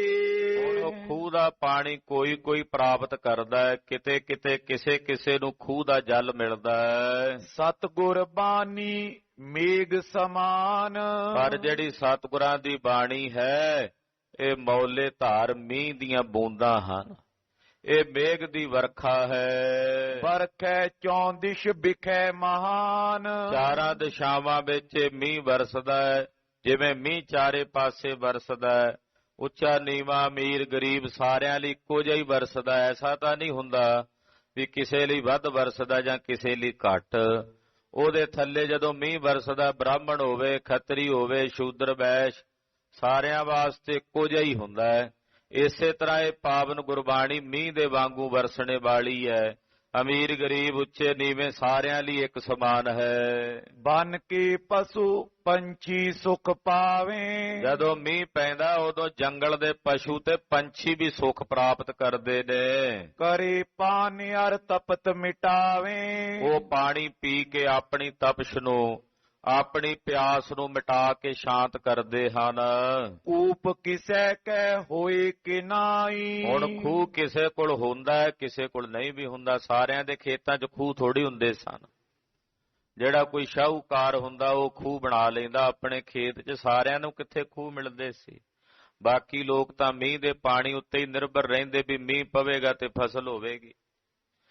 ਮਹਾਰਾਜ ਕਹਿੰਦੇ ਖੂਹ ਕਿਹੜਾ ਸਾਰਿਆਂ ਨੂੰ ਪ੍ਰਾਪਤ ਹੁੰਦਾ, ਕਿਸੇ ਕਿਸੇ ਨੂੰ ਮਿਲਦਾ ਸੀ। ਇੱਕ ਸਮ ਕੰਨ ਤੇ ਸਭ ਸੁਖ ਪਾਈ। ਪਰ ਜਦੋਂ ਵਰਖਾ ਹੁੰਦੀ ਇੱਕ ਸਮਾਨ ਸਾਰਿਆਂ ਨੂੰ ਬਰਾਬਰ ਮੀਂਹ ਮਿਲਦਾ। ਸਾਰਿਆਂ ਨੂੰ ਬਰਾਬਰ ਇਕਸਾਰ ਜਲ ਦੀ ਪ੍ਰਾਪਤੀ ਹੁੰਦੀ ਹੈ। ਸਗਰੇ ਖੇਤੀ ਬੋਏ ਪਕਾਏ। ਸਾਰੇ ਆਪਣੀ ਖੇਤੀ ਨੂੰ ਬੋਂਦੇ ਤੇ ਪਕਾਉਂਦੇ। ਬਿਨਾ ਯਤਨ ਸਭ ਹੀ ਸੁਖ ਪਾਏ। ਬਿਨਾ ਯਤਨ ਹੀ ਉਹਨਾਂ ਨੂੰ ਸਾਰੇ ਸੁਖ ਪ੍ਰਾਪਤ ਹੋ ਜਾਂਦੇ ਸਨ। ਤਿਉ ਸਤਿਗੁਰ ਕੇ ਸ਼ਬਦ ਸੁਖੇਨ। ਇਸ ਕਰਕੇ ਪੰਡਤ ਜੀ ਸਤਿਗੁਰਾਂ ਦੀ ਬਾਣੀ ਦੇ ਜਿਹੜੇ ਸ਼ਬਦ ਨੇ ਸੁਖੈਨ ਨੇ। ਹੁਣ ਕਿੱਥੇ ਸੰਸਕ੍ਰਿਤ ਵਿੱਚ ਲਿਖੇ ਸ਼ਲੋਕ ਪੜ੍ਹਦੇ, ਕਿੱਥੇ ਗੁਰਬਾਣੀ ਦੇ ਸ਼ਬਦ ਪੜ੍ਹਦੇ, ਤੇ ਸੰਸਕ੍ਰਿਤ ਦੇ ਸ਼ਲੋਕਾਂ ਵਿੱਚ ਜੋ ਗਿਆਨ ਨਹੀਂ ਉਹ ਗੂੜ ਤਤਵ ਗਿਆਨ ਸਤਿਗੁਰਾਂ ਦੇ ਸ਼ਬਦਾਂ ਚੋਂ ਸੁਖੈਨ ਪ੍ਰਾਪਤ ਹੋ ਜਾਂਦਾ ਹੈ। ਕਿਤਨਾ ਕਿਤਨਾ ਡੂੰਘਾ ਗਿਆਨ ਸਤਿਗੁਰਾਂ ਨੇ ਬੜੇ ਸਰਲ ਸ਼ਬਦਾਂ ਵਿੱਚ ਆਪਣੀ ਬਾਣੀ ਦੁਆਰਾ ਸਾਨੂੰ ਸਮਝਾ ਕੇ ਕਿਰਤਾਰਥ ਕੀਤਾ ਹੈ। ਗੁਰੂ ਸਾਹਿਬ ਦਾ ਸਾਡੇ ਤੇ ਕਿੱਡਾ ਵੱਡਾ ਉਪਕਾਰ ਹੈ ਸੰਗਤ ਜੀ। ਗੁਰਦੇਵ ਦੇ ਇਸ ਉਪਕਾਰ ਦਾ ਅਸੀਂ ਦੇਣ ਨਹੀਂ ਦੇ ਸਕਦੇ। ਪਾਤਸ਼ਾਹ ਨੇ ਅੰਮ੍ਰਿਤ ਬਾਣੀ ਦੀ ਵਰਖਾ ਕਰਕੇ ਸਾਡੇ ਕਲਯੁਗੀ ਜੀਵਾਂ ਦਾ ਉਧਾਰ ਕੀਤਾ ਹੈ। ਅੰਮ੍ਰਿਤ ਬਾਣੀ ਦਾ ਮੀਂਹ ਪਾ ਕੇ ਸਾਡੇ ਤਪਦੇ ਬਲਦੇ ਹਿਰਦਿਆਂ ਨੂੰ ਸ਼ਾਂਤ ਕੀਤਾ ਹੈ। ਇਹ ਬਾਣੀ ਗੁਰੂ ਖਾਲਸਾ ਜੀ ਹਰ ਇੱਕ ਪ੍ਰਾਣੀ ਮਾਤਰ ਦੇ ਵਾਸਤੇ ਕਲਿਆਣਕਾਰੀ ਹੈ।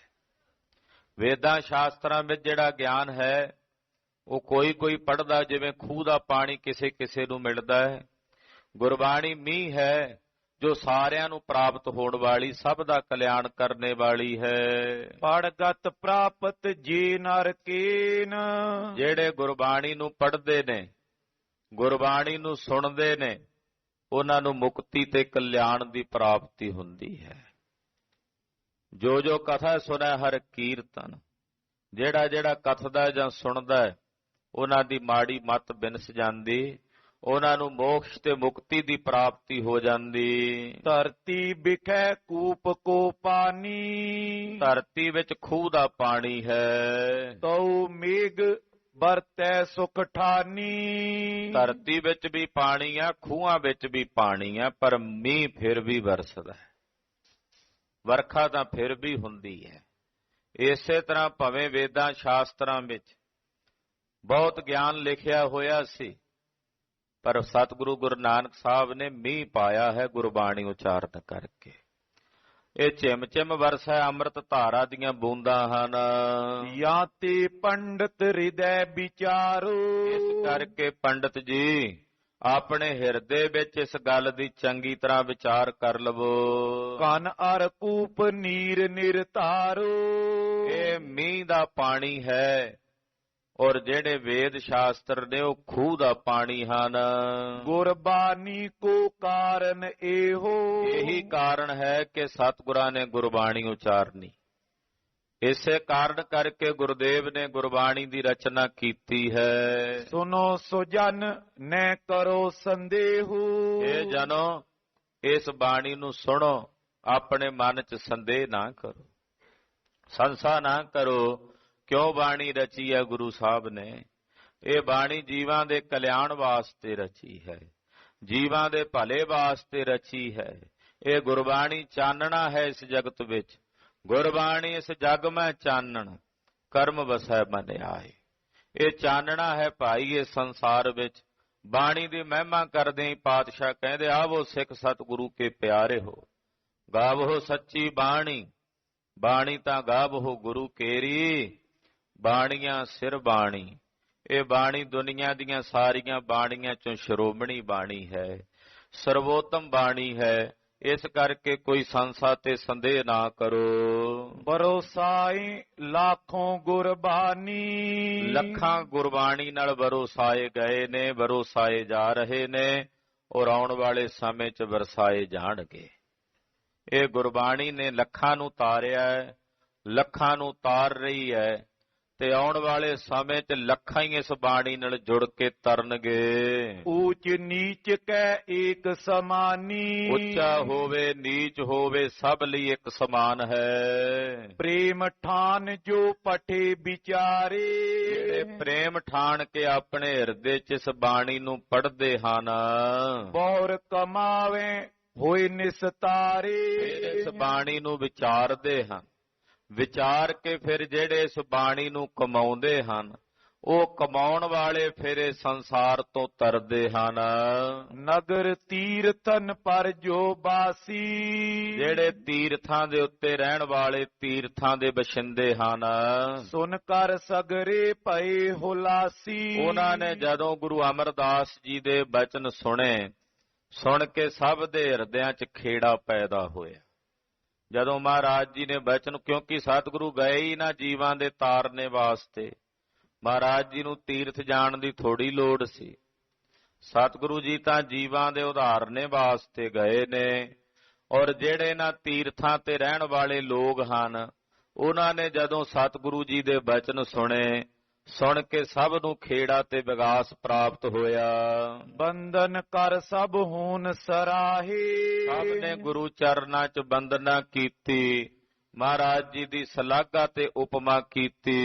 ਗਏ ਆਪਨੇ ਧਾਮ ਨਮਾਏ, ਔਰ ਆਪੋ ਆਪਣਿਆਂ ਘਰਾਂ ਨੂੰ ਵਾਪਸ ਪਰਤ ਗਏ। ਇਸ ਪ੍ਰਕਾਰ ਕੁਛ ਚਰਚਾ ਪਈ, ਇਸ ਪ੍ਰਕਾਰ ਨਾਲ ਕੁਝ ਸ਼ਬਦ ਚਰਚਾ ਹੋਈ ਹੈ, ਇਸ ਪ੍ਰਕਾਰ ਨਾਲੇ ਵਿਚਾਰ ਗੋਸ਼ਟੀ ਹੋਈ ਹੈ। ਸੁਨ ਕੇ ਤਕ ਕੀ ਦੁਰਮਤ ਗਈ, ਸਤਿਗੁਰੂ ਜੀ ਦੇ ਬਚਨ ਸੁਣ ਕੇ ਕਿਤਨਿਆਂ ਦੀ ਖੋਟੀ ਮਤ ਬਿਨਸੀ, ਕਿਤਨਿਆਂ ਦੀ ਹੀ ਦੁਰਮਤ ਨਾਸ ਹੋਈ। ਖਾਨ ਪਾਨ ਕਰ ਸੰਗਤ ਸਾਥ, ਸਤਿਗੁਰੂ ਜੀ ਦੀ ਸੰਗਤ ਕਰਕੇ, ਖਾਨ ਪਾਨ ਕਰਕੇ, ਦੂਜੀ ਨਿਸਬਾਸੇ ਜਗਨਾਥ, ਸਭ ਵਸੇ ਹਨ ਇੱਥੇ। ਦੂਸਰੀ ਰਾਤ ਮਹਾਰਾਜ ਜੀ ਨੇ ਕੁਰੂਕਸ਼ੇਤਰ 'ਚ ਹੀ ਬਤੀਤ ਕੀਤੀ। ਦਿਵਸ ਤੀਸਰੇ ਤੀਰਥ ਆਨ, ਤੀਸਰੇ ਦਿਨ ਮਹਾਰਾਜ ਸੱਚੇ ਪਾਤਸ਼ਾਹ ਜਿਹੜੇ ਤੀਰਥ ਨੇ ਕੁਰੂਕਸ਼ੇਤਰ ਵਿਖੇ, ਉਹਨਾਂ ਤੀਰਥਾਂ ਦੇ ਉੱਤੇ ਵਿਚਰ ਰਹੇ ਹਨ।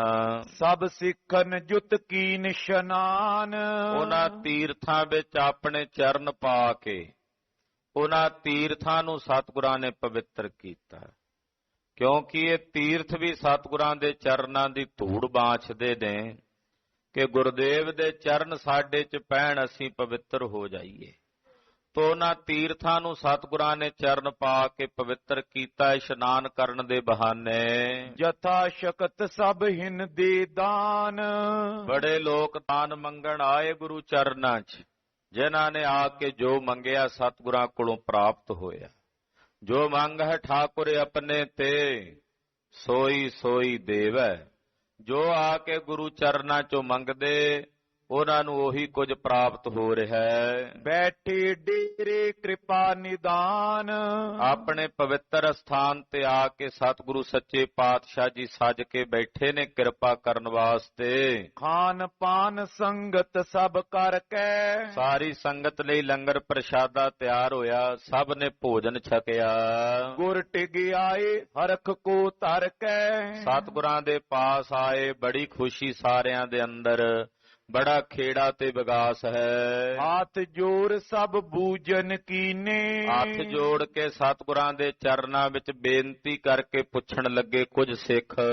ਸ੍ਰੀ ਗੁਰ ਤੁਮ ਉਰ ਸਭ ਕੁਛ ਚੀਨੇ, ਮਹਾਰਾਜ ਤੁਸੀਂ ਜਾਣੀ ਜਾਣ ਹੋ ਸਰਬ ਧਰਤੀਆਂ ਦਾ, ਸਾਰੀਆਂ ਥਾਵਾਂ ਦਾ, ਭੂਤ ਕਾਲ ਦਾ, ਭਵਿੱਖ ਦਾ, ਵਰਤਮਾਨ ਕਾਲ ਦਾ, ਤਿੰਨਾਂ ਵਿੱਚ ਕੀ ਵਰਤਿਆ ਹੈ ਜਾਂ ਵਰਤੇਗਾ, ਉਹ ਤੁਸੀਂ ਜਾਣਦੇ ਹੋ। ਇਹ ਕੁਰਕਸ਼ੇਤਰ ਕੋਸ 48, ਮਹਾਰਾਜ ਇਹ ਜਿਹੜਾ ਕੁਰੂਕਸ਼ੇਤਰ ਸ਼ਹਿਰ ਹੈ, 48 ਕੋਹ ਤੱਕ ਇਸ ਕੁਰੂਕਸ਼ੇਤਰ ਨੂੰ ਪਵਿੱਤਰ ਮੰਨਿਆ ਜਾਂਦਾ ਹੈ। ਕਿਮ ਪੁਨੀਤ ਇਹ ਭਇਓ ਵਿਸਾਲੀ, ਜਿਹੜੇ ਸਨਾਤਨ ਧਰਮ ਦੇ ਲੋਕ ਹਨ ਕੁਰੂਕਸ਼ੇਤਰ ਨੂੰ ਪਵਿੱਤਰ ਸਥਾਨ ਮੰਨਦੇ ਹਨ। ਇਹਨੂੰ ਥਾਨੇਸ਼ਵਰ ਵੀ ਕਹਿੰਦੇ, ਵੀ ਈਸ਼ਵਰ ਦਾ ਥਾਨ। ਇਹ ਕੁਰੂਕਸ਼ੇਤਰ ਭਗਵਾਨ ਕ੍ਰਿਸ਼ਨ ਜੀ ਨੇ ਵੀ ਗੀਤਾ ਵਿੱਚ ਇਹਨੂੰ ਧਰਮ ਕਸ਼ੇਤਰੇ, ਕੁਰੂਕਸ਼ੇਤਰੇ ਕਹਿ ਕੇ ਸੰਬੋਧਨ ਕੀਤਾ ਹੈ ਕਿ ਧਰਮ ਦਾ ਕਸ਼ੇਤਰ ਹੈ, ਪਵਿੱਤਰ ਸਥਾਨ ਹੈ। ਮਹਾਰਾਜ ਇਹ ਪਵਿੱਤਰ ਕਿਵੇਂ ਹੈ? ਇਹਨੂੰ ਕੁਰੂਕਸ਼ੇਤਰ ਨੂੰ ਪਵਿੱਤਰ ਕਿਉਂ ਮੰਨਿਆ ਜਾਂਦਾ ਸਨਾਤਨ ਧਰਮ ਵਿੱਚ? ਤੀਰਥ ਜਿਸਮੇ ਬਨੇ ਹਜ਼ਾਰੋਂ, ਇਹਦੇ 'ਚ ਹਜ਼ਾਰਾਂ ਦੀ ਗਿਣਤੀ 'ਚ ਤੀਰਥ ਨੇ। ਕਿਤੇ ਬ੍ਰਹਮ ਸਰੋਵਰ ਜਗ ਰਿਹਾ, ਕਿਤੇ ਕੋਈ ਤੀਰਥ ਹੈ। ਸੈਂਕੜਿਆਂ ਦੀ ਗਿਣਤੀ ਵਿੱਚ ਇੱਥੇ ਤੀਰਥ ਹਨ।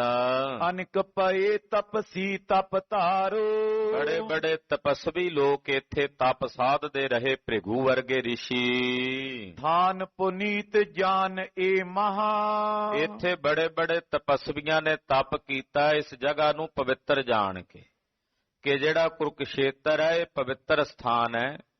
ਇਹ ਜਾਣ ਕੇ ਇੱਥੇ ਬੜੇ ਬੜੇ ਲੋਕਾਂ ਨੇ, ਬੜੇ ਬੜੇ ਰਿਸ਼ੀਆਂ ਮੁਨੀਆਂ ਨੇ ਤਪ ਕੀਤਾ ਹੈ। ਇੱਥੋਂ ਤੱਕ ਕਿ ਪਾਂਡਵਾਂ ਤੇ ਕੌਰਵਾਂ ਨੇ ਜਿਹੜਾ ਜੰਗ ਲੜਿਆ ਮਹਾਭਾਰਤ ਦਾ, ਉਹਨੂੰ ਕਹਿੰਦੇ ਜੀ ਇਹ ਸਾਡਾ ਧਰਮ ਵਾਸਤੇ ਜੰਗ ਹੈ। ਉਹ ਜੰਗ ਲੜਨ ਵਾਸਤੇ ਵੀ ਉਹਨਾਂ ਨੇ ਜਗ੍ਹਾ ਕੁਰੂਕਸ਼ੇਤਰ ਦੀ ਚੁਣੀ ਸੀ, ਵੀ ਇਹਦੇ ਤੋਂ ਪਵਿੱਤਰ ਸਥਾਨ ਕੋਈ ਨਹੀਂ ਹੈ। ਇਹੋ ਜਿਹਾ ਇਹਨੂੰ ਪਵਿੱਤਰ ਸਥਾਨ ਮੰਨਿਆ ਜਾਂਦਾ ਹੈ। ਕੈਰਵ ਪਾਂਡਵ ਲੜ ਮਰ ਏ ਜਹਾਂ, ਕੈਰਵ ਤੇ ਪਾਂਡਵ ਵੀ ਲੜ ਲੜ ਕੇ ਇੱਥੇ ਹੀ ਮਰੇ ਨੇ। ਭੀਸ਼ਮ ਪਿਤਾਮਾ ਵਰਗੇ ਸਭ ਇੱਥੇ ਹੀ ਖਤਮ ਹੋਏ ਹਨ। ਕਿਸ ਕਾਰਨ ਤੇ ਪਾਵਨ ਭਇਓ, ਇਹ ਕਿਸ ਕਾਰਨ ਕਰਕੇ ਪਵਿੱਤਰ ਕਿਹਾ ਜਾਂਦਾ? ਕੁਰੂਕਸ਼ੇਤਰ ਦੀ ਪਵਿੱਤਰਤਾ ਦਾ ਕਾਰਨ ਕੀ ਹੈ? ਕਿਉਂਕਿ ਸਨਾਤਨ ਧਰਮ ਵਿੱਚ ਕੁਝ ਤਾਂ ਲੋਕ ਮੰਨਦੇ ਹੋਣਗੇ ਨਾ, ਇੱਥੋਂ ਦੀ ਕੋਈ ਇਤਿਹਾਸ, ਇੱਥੋਂ ਦਾ ਕੋਈ ਕਥਾ ਸੁਣਾਉਂਦੇ ਹੋਣਗੇ ਵੀ ਇਹ ਪਵਿੱਤਰ ਕਿਉਂ ਹੈ। ਸਾਨੂੰ ਉਹਦਾ ਨਹੀਂ ਪਤਾ। ਮਹਾਰਾਜ ਤੁਹਾਨੂੰ ਤਾਂ ਪਤਾ, ਤੁਸੀਂ ਤਾਂ ਅੰਤਰਜਾਮੀ ਹੋ। ਕਿਰਪਾ ਕਰਕੇ ਸਾਨੂੰ ਦੱਸੋ ਵੀ ਇਹ ਕੁਰੂਕਸ਼ੇਤਰ ਨੂੰ ਕਿਉਂ ਪਵਿੱਤਰ ਮੰਨਦੇ ਨੇ ਸਨਾਤਨ ਧਰਮ ਦੇ ਲੋਕ? ਬਹੁਤ ਨਰਨ ਤਨ ਤਿਆਗਨ ਕੀਓ, ਬੜੇ ਬੜੇ ਲੋਕ ਇੱਥੇ ਆ ਕੇ ਆਪਣਾ ਤਨ ਤਿਆਗਦੇ ਨੇ, ਬੜਿਆਂ ਨੇ ਪਹਿਲਾਂ ਇੱਥੇ ਤਨ ਤਿਆਗੇ ਹਨ। ਕੌਤਕ ਬਰਤੇ ਹਿਰਦੇ ਹਮਾਰੇ, ਸਾਡੇ ਮਨਾਂ ਵਿੱਚ ਅਚਰਜ ਹੋ ਰਿਹਾ ਵੇਖ ਕੇ। ਸਕਲ ਸੁਨਾਵੋ ਕਥਾ ਉਚਾਰੇ, ਮਹਾਰਾਜ ਜੀ ਤੁਸੀਂ ਕਿਰਪਾ ਕਰਕੇ ਸਾਨੂੰ ਇੱਥੋਂ ਦੀ ਕਥਾ ਸੁਣਾਓ ਕਿ ਕੁਰੂਕਸ਼ੇਤਰ ਕਿਵੇਂ ਪਵਿੱਤਰ ਹੈ, ਇਹਨੂੰ ਕਿਉਂ ਹਿੰਦੂ ਵੀਰ ਪਵਿੱਤਰ ਮੰਨਦੇ ਨੇ, ਉਹਨਾਂ ਵਿੱਚ ਕਿਹੜੀ ਕਥਾ ਪ੍ਰਚਲਿਤ ਹੈ। ਖਾਲਸਾ ਜੀ, ਪੁਰਾਣਕ ਕਥਾਵਾਂ ਦਾ ਜ਼ਿਕਰ ਇਤਿਹਾਸ ਵਿੱਚ ਆਉਂਦਾ ਹੈ। ਉਹਨਾਂ ਪੁਰਾਣਾਂ ਵਿੱਚ ਕੀ ਮੰਨਿਆ ਗਿਆ ਉਹ ਗੁਰੂਦੇਵ ਨੇ ਲਿਖਿਆ ਵੀ ਸਨਾਤਨ ਧਰਮ ਵਾਲੇ ਇਹ ਕਹਿੰਦੇ ਆ ਵੀ ਇਹ ਕਿਉਂ ਪਵਿੱਤਰ ਹੈ, ਕਿਉਂ ਪਾਵਨ ਹੈ। ਉਹ ਕਥਾ ਇੱਥੇ ਚੱਲਣ ਲੱਗੀ ਹੈ। ਕਹਿਣ ਲੱਗੇ ਮਹਾਰਾਜ ਤੁਸੀਂ ਕਿਰਪਾ ਕਰਕੇ ਸਾਨੂੰ ਦੱਸਣਾ ਕਰੋ। ਸਭ ਸੰਗਤ ਕੇ ਸੁਨ ਕੈ ਬੈਨ, ਜਦੋਂ ਸੰਗਤ ਨੇ ਇਉਂ ਸਤਿਗੁਰਾਂ ਨੂੰ ਬੇਨਤੀ ਕੀਤੀ, ਸਤਿਗੁਰਾਂ ਨੇ ਸੁਣੀ। ਕਰੁਣਾ ਭਰੇ ਰਸੀਲੇ ਨੈਣ, ਸਤਿਗੁਰਾਂ ਨੇ ਕਰੁਣਾ ਭਰੀ ਨਿਗਾਹ ਨਾਲ ਵੇਖਿਆ ਸਭ ਵੱਲ, ਰਸ ਭਰੇ ਨੇਤਰਾਂ ਨਾਲ ਵੇਖ ਕੇ ਸਭ ਨੂੰ ਕਿਰਤਾਰਥ ਕਰ ਰਹੇ ਨੇ। ਪਰ ਉਪਕਾਰ ਕਰਨ ਨਿਤ ਚਾਹਤ, ਐਸੇ ਸਤਿਗੁਰੂ ਜਿਹੜੇ ਨੇਤੀ ਪਰਉਪਕਾਰ ਚਾਹੁੰਦੇ ਹਨ, ਨੇਤੀ ਪਰਉਪਕਾਰ ਚਿਤਵਦੇ ਨੇ ਔਰ ਪਰਉਪਕਾਰ ਹੀ ਕਰਦੇ ਨੇ। ਬਹੁ ਲੋਕਨ ਕੀ ਦੁਰਮਤ ਦਾਹਤ, ਜਿਨ੍ਹਾਂ ਨੇ ਬਹੁਤੇ ਲੋਕਾਂ ਦੀ ਮਾੜੀ ਮੱਤ, ਖੋਟੀ ਮੱਤ ਦਾ ਨਾਸ਼ ਕੀਤਾ ਹੈ। ਜਿਸ ਕਾਰਨ ਕੋ ਧਰ ਅਵਤਾਰਾ, ਇਸ ਲਈ ਸਤਿਗੁਰਾਂ ਨੇ ਅਵਤਾਰ ਧਾਰਨ ਕੀਤਾ ਹੈ। ਸੋ ਨਿਤ ਕਰਤ ਭਗਤ ਬਿਸਥਾਰਾ, ਮਹਾਰਾਜ ਜੀ ਉਹੀ ਕੰਮ ਕਰ ਰਹੇ ਨੇ। ਗੁਰੂ ਸਾਹਿਬ ਦਾ ਅਵਤਾਰ ਧਾਰਨ ਕਰਨ ਦਾ ਕੀ ਕਾਰਨ ਹੈ? ਭਗਤੀ ਦਾ ਵਿਸਥਾਰ ਕਰਨਾ। ਉਹ ਭਗਤੀ, ਪ੍ਰਭੂ ਭਗਤੀ ਦਾ ਵਿਸਥਾਰ ਸਤਿਗੁਰੂ ਜੀ ਨਿਤ ਕਰ ਰਹੇ ਨੇ। ਇਸੇ ਲਈ ਮਹਾਰਾਜ ਜੀ ਨੇ ਅਵਤਾਰ ਧਾਰਨ ਕੀਤਾ ਹੈ। ਕਥਾ ਪੁਰਾਤਨ ਬਹੁ ਚਿਰ ਕੇਰੀ, ਪੁਰਾਤਨ ਕਥਾ ਹੈ, ਬੜੀ ਲੰਮੀ, ਪਿਛਲੇ ਕਾਲ ਦੀ ਸਤਿਗੁਰੂ ਜੀ ਦੱਸਦੇ ਹਨ। ਗਿਣਤੀ ਸੰਮਤ ਪਰੇ ਨਾਹੇਰੀ, ਕਹਿੰਦੇ ਜੇ ਕੋਈ ਗਿਣਤੀ ਕਰਨਾ ਚਾਹੇ ਵੀ ਸਾਲ ਸੰਮਤ ਕਿੰਨੇ ਪਹਿਲਾਂ ਦੀ ਹੈ, ਕਹਿੰਦੇ ਉਹਦੀ ਗਿਣਤੀ ਮਿਣਤੀ ਨਹੀਂ ਦੱਸੀ ਹੋਈ। ਜਗਤ ਆਦ ਕੋ ਏ ਬਿਰਤਾਂਤ, ਸੰਸਾਰ ਦੇ ਵੀ ਸਿਰਜਣ ਤੋਂ ਪਹਿਲਾਂ ਦੀ ਕਥਾ, ਉਦੋਂ ਸੰਸਾਰ ਨਹੀਂ ਸੀ ਬਣਿਆ, ਉਦੋਂ ਦੀ ਕਥਾ ਕਹੀ ਜਾਂਦੀ। ਕਲਗੀਧਰ ਜੀ ਨੇ ਸ੍ਰੀ ਗੁਰੂ ਗੋਬਿੰਦ ਸਿੰਘ ਸਾਹਿਬ ਸੱਚੇ ਪਾਤਸ਼ਾਹ, ਖਾਲਸਾ ਜੀ, ਬੜੇ ਬੜੇ ਰਹਿਬਰ ਅਵਤਾਰ ਮਹਾਂਪੁਰਸ਼ ਔਲੀਏ ਅੰਬੀਏ ਹੋਏ ਸੰਸਾਰ 'ਚ। ਕਿਸੇ ਮਹਾਂਪੁਰਸ਼ ਅਵਤਾਰ ਨੇ ਆਪਣੀ ਕਥਾ ਨਹੀਂ ਲਿਖੀ। ਕੇਵਲ ਕਲਗੀਧਰ ਸੁਆਮੀ ਸਾਹਿਬੇ ਕਮਾਲ ਸ੍ਰੀ ਗੁਰੂ ਗੋਬਿੰਦ ਸਿੰਘ ਸਾਹਿਬ ਸੱਚੇ ਪਾਤਸ਼ਾਹ ਸਾਡੇ ਗੁਰਦੇਵ ਐਸੇ ਨੇ ਜਿਨ੍ਹਾਂ ਨੇ ਆਪਣੀ ਕਥਾ ਲਿਖੀ, ਖੁਦ ਆਪਣੀ ਜੀਵਨੀ ਲਿਖੀ। ਉਹਨੂੰ ਕਹਿੰਦੇ ਨੇ ਬਚਿੱਤਰ ਨਾਟਕ। ਬਚਿੱਤਰ ਨਾਟਕ ਮਹਾਰਾਜ ਜੀ ਨੇ ਰਚਿਆ ਹੈ, ਉਹਦੇ 'ਚ ਆਪਣੀ ਕਥਾ ਲਿਖੀ। ਬਚਿੱਤਰ ਨਾਟਕ ਦੇ ਪਹਿਲੇ ਅਧਿਆਇਆਂ ਵਿੱਚ ਗੁਰਦੇਵ ਨੇ ਕਥਾ ਜਿਹੜੀ ਅੱਜ ਚੱਲਣ ਲੱਗੀ ਹੈ ਨਾ ਵੀ ਕੁਰੂਕਸ਼ੇਤਰ ਵਾਲੀ, ਕਿ ਮੇਧਾ ਨਾਮ ਤਹੀਂ ਤੇ ਕਹੀ, ਚਿਕਨ ਤਾਸ ਜਲ ਪਰ ਤਿਰ ਰਹੀ, ਮੇਧਾ ਨਾਮ ਤਹੀਂ ਤੇ ਕਹੀ, ਕਿ ਧਰਤੀ ਨੂੰ ਮੇਦਨੀ ਕਿਵੇਂ ਕਿਹਾ ਜਾਂਦਾ, ਉਹ ਸਾਰਾ ਪ੍ਰਸੰਗ ਕਲਗੀਧਰ ਜੀ ਨੇ ਲਿਖਿਆ। ਉਹ ਕੁਰੂਕਸ਼ੇਤਰ ਦੇ ਇਲਾਕੇ ਦਾ ਦੱਸਿਆ। ਉਹੀ ਕਥਾ ਇੱਥੇ ਗੁਰਪ੍ਰਤਾਪ ਵਿੱਚ ਆ ਰਹੀ ਜੋ ਗੁਰੂ ਅਮਰਦਾਸ ਸਾਹਿਬ ਦੇ ਮੁਖੋਂ ਕਹਾ ਰਹੇ ਨੇ ਮਹਾਕਵੀ ਜੀ। ਕਹਿੰਦੇ ਬੜੇ ਲੰਮੇ ਸਮੇਂ ਦੀ ਅਰਸੇ ਦੀ ਬਾਤ ਹੈ, ਉਦੋਂ ਇਹ ਸੰਸਾਰ ਨਹੀਂ ਸੀ ਰਚਿਆ ਗਿਆ, ਸ੍ਰਿਸ਼ਟੀ ਦੀ ਰਚਨਾ ਤੋਂ ਪਹਿਲਾਂ ਦਾ ਵਚਨ ਹੈ। ਸ਼੍ਰੀ ਗੁਰ ਚੇਓ ਕਰਨ ਬਖਿਆਤ, ਇੰਨੀ ਪੁਰਾਤਨ ਕਥਾ ਗੁਰੂ ਸਾਹਿਬ ਜੀ ਪ੍ਰਗਟ ਕਰਕੇ ਸੁਣਾ ਰਹੇ ਹਨ। ਔ ਸੰਗਤ ਸੁਨੀਏ ਦੇ ਕਾਨ, ਮਹਾਰਾਜ ਜੀ ਕਹਿੰਦੇ ਸੰਗਤ ਜੀ ਸੁਣੋ ਕੰਨ ਦੇ ਕੇ, ਕਿ ਸਨਾਤਨ ਧਰਮ ਦੇ ਗ੍ਰੰਥਾਂ ਵਿੱਚ ਕੁਰੂਕਸ਼ੇਤਰ ਨੂੰ ਪਵਿੱਤਰ ਕਿਹਾ ਜਾਂਦਾ, ਉਹਦਾ ਕੀ ਕਾਰਨ ਹੈ, ਉਹਦੇ ਬਾਬਤ ਕਿਹੜੀ ਕਥਾ ਪ੍ਰਸਿੱਧ ਹੈ, ਉਹ ਕਥਾ ਤੁਹਾਡੀ ਜਾਣਕਾਰੀ ਵਾਸਤੇ ਤੁਹਾਨੂੰ ਸਰਵਣ ਕਰਾਉਂਦੇ ਹਾਂ। ਉਪਜਿਓ ਨੇ ਜਬ ਜਗਤ ਮਹਾਨ, ਉਸ ਵੇਲੇ ਦੀ ਬਾਤ ਹੈ ਜਦੋਂ ਸੰਸਾਰ ਪੈਦਾ ਨਹੀਂ ਸੀ ਹੋਇਆ, ਇਹ ਸ੍ਰਿਸ਼ਟੀ ਦੀ ਰਚਨਾ ਨਹੀਂ ਸੀ ਹੋਈ। ਸ਼੍ਰੀ ਨਾਰਾਇਣ ਬੈਠੇ ਇਹਾਂ, ਕਹਿੰਦੇ ਸ਼੍ਰੀ ਨਾਰਾਇਣ ਜੀ ਇੱਥੇ ਆ ਕੇ ਬੈਠੇ ਸੀ। ਜਿਹੜੀ ਕੁਰੂਕਸ਼ੇਤਰ ਵਾਲੀ ਜਗ੍ਹਾ ਹੈ ਨਾ, ਇੱਥੇ ਚੌਂਕੜਾ ਲਾਇਆ ਸੀ ਉਹਨਾਂ ਨੇ। ਔਰ ਚੌਂਕੜਾ ਲਾਇਆ ਤੇ 48 ਕੋਹ ਤੱਕ ਲੰਮਾ ਚੌਂਕੜਾ ਸੀ। ਉਹ ਸਾਰੀ ਥਾਂ ਉਹਨਾਂ ਦੀ ਪਵਿੱਤਰ ਮੰਨੀ ਜਾਂਦੀ ਹੈ। ਕੁਰੂਕਸ਼ੇਤਰ ਨੂੰ ਤਦੇ ਥਨੇਸ਼ਰ ਵੀ ਕਹਿੰਦੇ ਨੇ, ਈਸ਼ਵਰ ਦਾ ਥਾਨ। ਕਹਿੰਦੇ ਸ਼੍ਰੀ ਨਾਰਾਇਣ ਜੀ ਨੇ ਇੱਥੇ ਬੈਠਣਾ ਕੀਤਾ ਸੀ, ਚੌਂਕੜਾ ਲਾਇਆ ਸੀ ਕੁਰੂਕਸ਼ੇਤਰ ਵਾਲੀ ਜਗ੍ਹਾ ਤੇ। ਭਇਓ ਇਤਕ ਮੈਂ ਆਸਨ ਮਹਾ, ਜਿਹੜੇ 48 ਕੋਹ ਕਹੇ ਜਾਂਦੇ ਹਨ, ਇੰਨੇ 48 ਕੋਹ ਉੱਤੇ ਉਹਨਾਂ ਦਾ ਚੌਂਕੜਾ ਲੱਗਾ ਸੀ। ਏਡਾ ਵੱਡਾ ਵਿਸ਼ਾਲ ਆਕਾਰ ਉਹਨਾਂ ਦਾ, ਏਡਾ ਵੱਡਾ ਚੌਂਕੜਾ ਸ਼੍ਰੀ ਨਾਰਾਇਣ ਜੀ ਦਾ ਲੱਗਾ ਸੀ। ਅਸ਼ਟ ਕੋਸ ਲਗ ਨੀਚੇ ਥਾਨ, ਔਰ 8 ਕੋਹ ਤੱਕ ਥੱਲੇ ਜਲ ਦੇ ਵਿੱਚ, ਥੱਲੇ ਡੂੰਘਾਈ ਵਿੱਚ ਆਸਣ ਸੀ। ਆਗੇ ਜਾਨੂ ਬਦੇ ਮਹਾਨ, ਔਰ ਉਹਨਾਂ ਦੇ ਜਾਨੂ ਜਿਹੜੇ ਭਾਵ ਬਾਹਾਂ ਆਦਿਕ, ਲੱਤਾਂ ਆਦਿਕ ਅੱਗੇ ਨੂੰ ਵਧੀਆਂ ਹੋਈਆਂ। ਉੱਤਰ ਦਿਸ਼ ਪੀ ਪ੍ਰਭਸ਼ਟੇ ਬਡੇਰੀ, ਔਰ ਜਿਹੜੀ ਉੱਤਰ ਦਿਸ਼ਾ ਉਸ ਪਾਸੇ ਉਹਦੀ ਪਿੱਠ ਸੀ ਸ਼੍ਰੀ ਨਾਰਾਇਣ ਜੀ ਦੀ। ਹਾਂਜੀ। ਦੱਖਣ ਕੋ ਮੁਖ ਕੀਏ ਤਿਸ ਬੇਰੀ, ਔਰ ਦੱਖਣ ਦਿਸ਼ਾ ਵਾਲੇ ਪਾਸੇ ਮੁਖ ਸੀ। ਇਸੇ ਕਰਕੇ ਦੱਖਣ ਦਿਸ਼ਾ ਨੂੰ ਹਿੰਦੂ ਵੀਰ ਪਵਿੱਤਰ ਸਮਝਦੇ ਆ ਕਿ ਸ਼੍ਰੀ ਨਾਰਾਇਣ ਜੀ ਨੇ ਦੱਖਣ ਦਿਸ਼ਾ ਨੂੰ ਮੁਖ ਕੀਤਾ ਸੀ। ਹਾਲਾਂਕਿ ਗੁਰਬਾਣੀ ਦਾ ਮਹਾਂਵਾਕ ਹੈ, ਦੱਖਣ ਦੇਸ਼ ਹਰੀ ਕਾ ਬਾਸਾ, ਪੱਛਮ ਅਲਹ ਮੁਕਾਮਾ। ਇਹ ਉਹਨਾਂ ਦੀ ਧਾਰਨਾ। ਗੁਰਬਾਣੀ ਤਾਂ ਸਰਬ ਥਾਈਂ ਵਿਆਪਕ ਮੰਨਦੀ ਹੈ। ਜੈ ਜੈ ਪੇਖੋ ਤਹਿ ਹਜੂਰ, ਦੂਰ ਕਤਹੁ ਨਾ ਜਾਈ, ਰੱਬ ਰਹਿਆ ਸਰਬੱਤਰ ਮੈਂ ਮਨ ਸਦਾ ਧਿਆਈ।